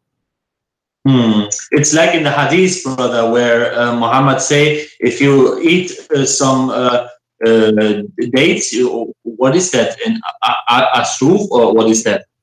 And no magic, no poison will harm you. Yeah, but this is more, but this is more important. Yeah, he said in the hadith that if you eat 7 ajwa, you know, ajwa. Yeah, 7 ajwa. But this is more important. If you go to chapter 15, verse number 42, if we go there, you will find that Muhammad he said, chapter 15, verse number 42, he said, Allah said supposedly, Allah is talking. He says that nobody will follow. You have no authority over my followers except the criminals. All right? Also spricht im Koran und sagt, spricht zum Satan, du hast keine Autorität über meine Diener außer den Kriminellen. Yeah. So then we need to ask ourselves, if the Quran confirm that you Shaitan, you have no authority over my servant except the bad ones, the wrong one, the one who follow thee, how Shaitan was able to throw in the mouth of Muhammad, how Shaitan is able to command Muhammad, as Muhammad himself he say clearly in the hadith that Shaitan command him to do good. This is from the Quran. You have no authority over my servant except the one who follow thee. Ja, verstehst du, Bruder? Ja, ich kenne diese Surah. Yeah. So how this can happen? If I am not going to follow Shaitan unless I am the bad person, and Allah says you have no authority over the good ones of mine, which mean as long they are my servants, you have no authority over them. You have authority only over those who don't worship Allah. This is what it's meant. If you go to the interpretation, it's mean that Shaitan have no authority over the believers. He have authority over only the disbelievers. So Muhammad was a believer or disbeliever? This is the big question. You know, we can continue showing tons of verses about those stories. It's like, you know, all the Quran is a chain of stupid stories, and the more you read them, you know, like as an example, the Muslim, they say to you that worshiping idols is haram in Islam, correct? Yes. Okay. How worshiping idols is haram in Islam, and they mention to you some people making idols, and then the Quran says the Quran says in chapter 21 verse number 52 in chapter of the Anbiya that Abraham he said to his father, why you guys are worshiping statues?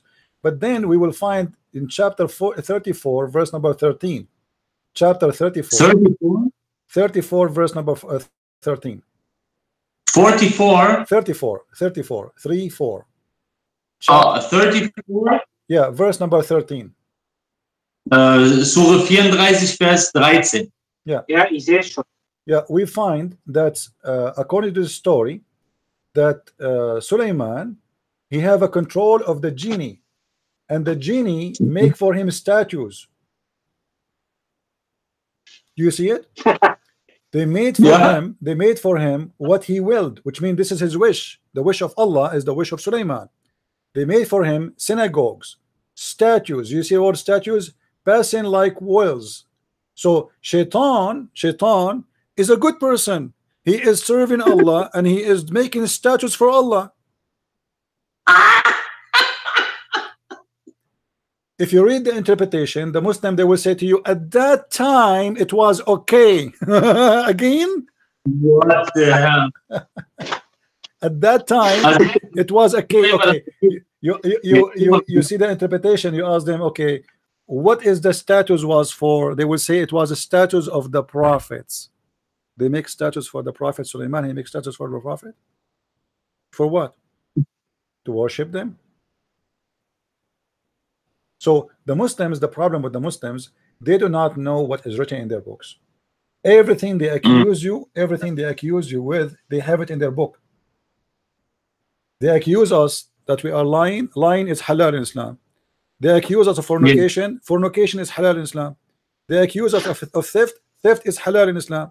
They accuse you that you don't fast. They are the one who don't fast. Ramadan is not a fast. In Ramadan, just you switch day and night. They get fat in Ramadan. You know, people don't lose weight in Ramadan. People get fat, and the price of food go crazy. You know, if you get fit in Ramadan und die Preise gehen in die Höhe und werden wahnsinnig in die Höhe geschossen. If you go in the Middle East, you will see the price of food in the month of Ramadan, as soon as going to come, goes 3-4 times more. Why? Because people are buying more, not because they are fasting. If people are fasting from gas, the gas will go down. You know what I mean? If people are not eating, if nobody want to eat too much, the price of food will go down, not the opposite. But because the demand is high, everybody is buying more food. People, they are just having the month of Ramadan is the month of eating good food, not the month of fasting. You know, and not only that, they spend the day sleeping, and they spend the night eating and watching porn. So this is the truth. This is the truth. I remember when I was in the Middle East, one day I went, you know, we have like in the house of my parents, we have like a terrace, have flowers and roses, you know. So I was sitting there, and I look at the neighbors. Everybody is changing the direction of the satellite. I was saying, like, what happened? Why everybody? Because usually it might happen that a guy working with his satellite, because maybe something wrong with the satellite. But suddenly everybody in the roof working in the satellite. I did not get it. I did not think about it much. Then after a few days, I was working with a bunch of guys, and they were asking each other, did you guys change the satellite direction? I said, why you guys changed? What happened? It stopped working? He said, yeah, no, it's not working, but everybody was changing the direction because the porn channels, they switched to different satellite. The whole city in the roof, the whole city is up the roof. Everybody is changing direction of satellite. Everybody. The sheikh, the young, the old, everybody is in the roof, is switching the satellite direction. That's mean nobody is watching satellite sport, they are watching porn, you know. So but the lecture. Okay, Bruderherz, kannst du ihm sagen, dass ich jetzt schlafen gehen muss? Okay. Brother Michael is going now to a little bit sleeping. He's very tired. Actually, we are done for today too. I appreciate you both. Thank you very much. And don't forget, I wish I can give you the book as a gift, but I don't have any copy, you know, and it might take 6 months before you have it. So you better get from Amazon. And when you make videos, if you want me to join your life in the videos you want to make for reviewing my book, I will be happy to do so. Yeah. All right. Okay. Ja, wenn wir über sein Buch reden, dann können wir den auch einladen live zu. Du machst ja immer Live-Ausstrahlung. Dann kannst du ihn auch gerne einladen. Dann kannst du ihn schreiben. Dann und dann gehen wir live, und dann gehen wir auch über deinen Kanal alle live. Weißt du, ich meine, rufe Muslim zur Debatte. Ja, okay, gerne. Und dann sicher, weißt du, ich kann auch direkt alles zeigen. Weißt du, was ich meine? Ja, okay. Können wir gerne machen. Sollen wir das einfach planen, einfach? Auf nächste Woche? Ja, he will, brother, he will make a date fix for a live stream, and then we go you, Brother Michael, and I going live and talk about a little bit about Islam and Jesus and Christianity. Actually, if you want, I can make a special day for the German channel, your channel, not my channel, and I can join you as a guest. Always, if you want, you can have me as a support. You guys talk, but you know, if you want my support to prove something, to show reference, I can join you. So we can work together as a team, and that can be a work for the German people. Have nothing to do with the people who speak, which means you can speak all the time in German. except when you want me to talk, you can ask me to speak in English and you translate to the German. You know what I mean? Which means you don't have to speak even in English to me. I will sit listen until you call me and you say, which means hey Christian, are you there? You know, can you give us reference for this? That's all. So you speak the whole time in German. Don't worry about me. I will be joining you until you need me in something, or maybe you receive a question from a Muslim, and then we do the shish kebab. Ja, also der Bruder meinte, wir können ein Datum dann festlegen, in dem wir dann du und ich dann live gehen und er wird dann mit live kommen und dann werden wir darüber sprechen und vielleicht Muslime einladen zu einer Debatte. Und wenn wir dann so zum Beispiel Referenten brauchen oder Quellenangaben, dann wird er sofort parat sein und sofort uns die Quellenangaben geben. Das wird hardcore, das wird so wie Jabs verpassen. Ja, gerne. Können wir gerne machen. Wir können ja auf jeden Fall mal so planen, dass wir alle drei gemeinsam zusammengehen und quasi sein Buch dann auch vorstellen. Und genau, das machen wir. Dann müssen wir einen Termin festlegen, vielleicht morgen oder übermorgen oder sowas, gucken wir mal. Aber nee, wir haben noch nicht das Buch. Wir müssen erstmal das Buch haben. Ja, ist überhaupt kein Problem. We have a copy from your book and then we send you a date in which we are going to search in a live discussion. Yeah, and as I said, remind Eli, if you guys want to make a day, you do podcast. I just will be in your just support for you. I will be always there. I will be happy to do so. You know, you speak the whole time. You speak in German. Only if you need me to prove something, then I will be involved, and then you translate. Which means all the time you speak German. You do not need to translate for me unless you need me. All right. Perfect. All right. Perfect. Thank you. Thank you, brother. Thank you, Eli, for calling us. God bless. Okay. Thank you for your patience. Take care. God bless. Take care. God bless. Bye. Bye. Thank you. Bye. All right. It was wonderful to have those two brothers. They are funny, and you see, actually, I appreciate both of them. Maybe most of you do not know that those two are doing a great job. Both of them. Like, I wish that Eli, he speak English, so I can communicate with him better. But both of them, they do a great job to preach to people, to tell them the truth, to share about the Messiah. And they take a lot of attacks from the Muslims. This is why, if you know their channel, subscribe to their channel, support them, and they bring them more people who speak German, so we can show them support for what they do. They are wonderful people, and I really appreciate them. All of us, we fight for one reason. We fight because we love the Muslims, not because we hate them. None of those brothers, he hate the Muslims, and we will never hate them. Our brother Amiro himself, he was a Muslim one day. So how we can hate someone? The Messiah himself, he wanted to save him. The Bible says a happiness will be in the kingdom of God. A happiness for one soul is saved. Just one. This is how priceless the soul of a human being for God. And that the soul of everybody, including the Muslims. Muslims are not the enemy of God. Our Lord, the Messiah, he loved them. And he want them to be saved. And he sent those people. He used us so we can reach out to the Muslims. We are not here to make fun of Muslims. We are here to make fun of the devil. The Muslims are victims. If they knew what they are worshiping, they will not worship. So we love the Muslims. We don't hate them, and we will never allow anyone to teach hate against anyone. Our message is the message of the Messiah, and the message of the Messiah is a message of love. Love your enemy, bless those who curse you. Sometimes we might get upset, we get angry with the violence and terrorism and etc. But at the end of the day, still we need to remember that the Messiah, when he was on the cross, he said, "Forgive them, Father, they do not know what they are doing." This is how amazing our Messiah.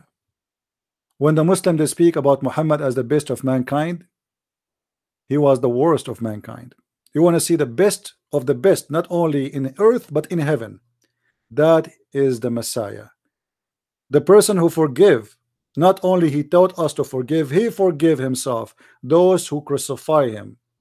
Imagine you are in the cross, you have nails in your hands, nails in your feet, and they are killing you. Yet you are worried about them and you say, Father, forgive them, they do not know. That is the best to follow. And this is why I say to the Muslims, find me better than Jesus and I will leave him. You cannot. In the year 2018, you cannot find someone saying love your enemy. No human right, no United Nation, not all those bring me Confucius, bring me the Buddhas, bring me. Nobody said that. The Messiah is before any time. His wisdom is amazing. If the whole world practice just 2 sentences of the Messiah teaching, the world, earth we live in is heaven. Imagine if you practice just 1 statement, love your enemy. There's no crimes, there's no killing, there's no hunger because you love them. When you love, you share, you give. There's no need for police, there's no need for army, there's no need for defense, there's no need for security, there's no need for bars on your windows. If everybody love everybody, that is the message of the Messiah. It is to make this earth heaven by heavenly people. But the earth refusing him. The earth don't want heaven and earth. The earth want deception and lies. Today I went to our application, it's called Live Me, and I did podcast. I did not tell you about it. I said to myself, let me try. I got 37 people watching, and there was a girl, she was wearing a short. She have almost 35,000 people watching live. We are very close. I am 35, 37, she is 35, but the difference is she have 3 zeros next, or 4 zeros. So tens of thousands watching a woman wearing a short, and I am the person coming to teach them about the truth. Only few people they are watching. This is how the world is. The devil is more popular. So if a Muslim try to make Islam more popular, for that is of the devil. To have more women.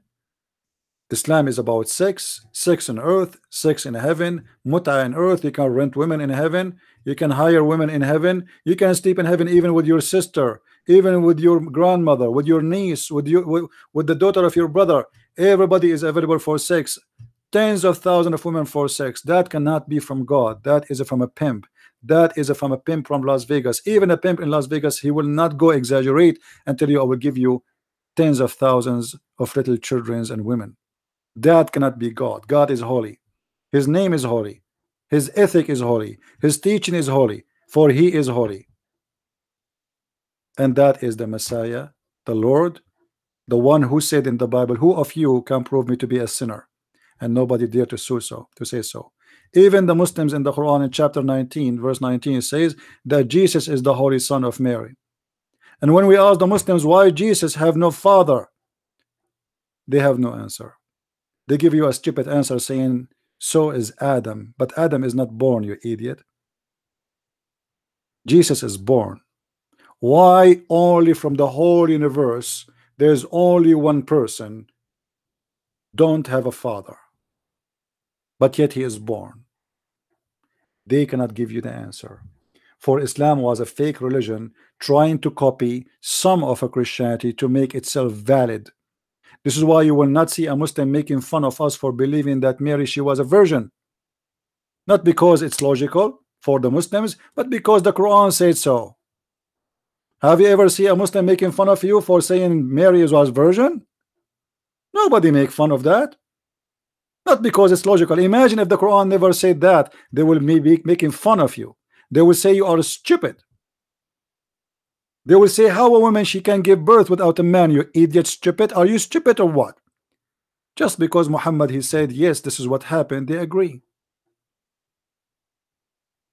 But they cannot explain to us why. Why? And that is the question, and we know why.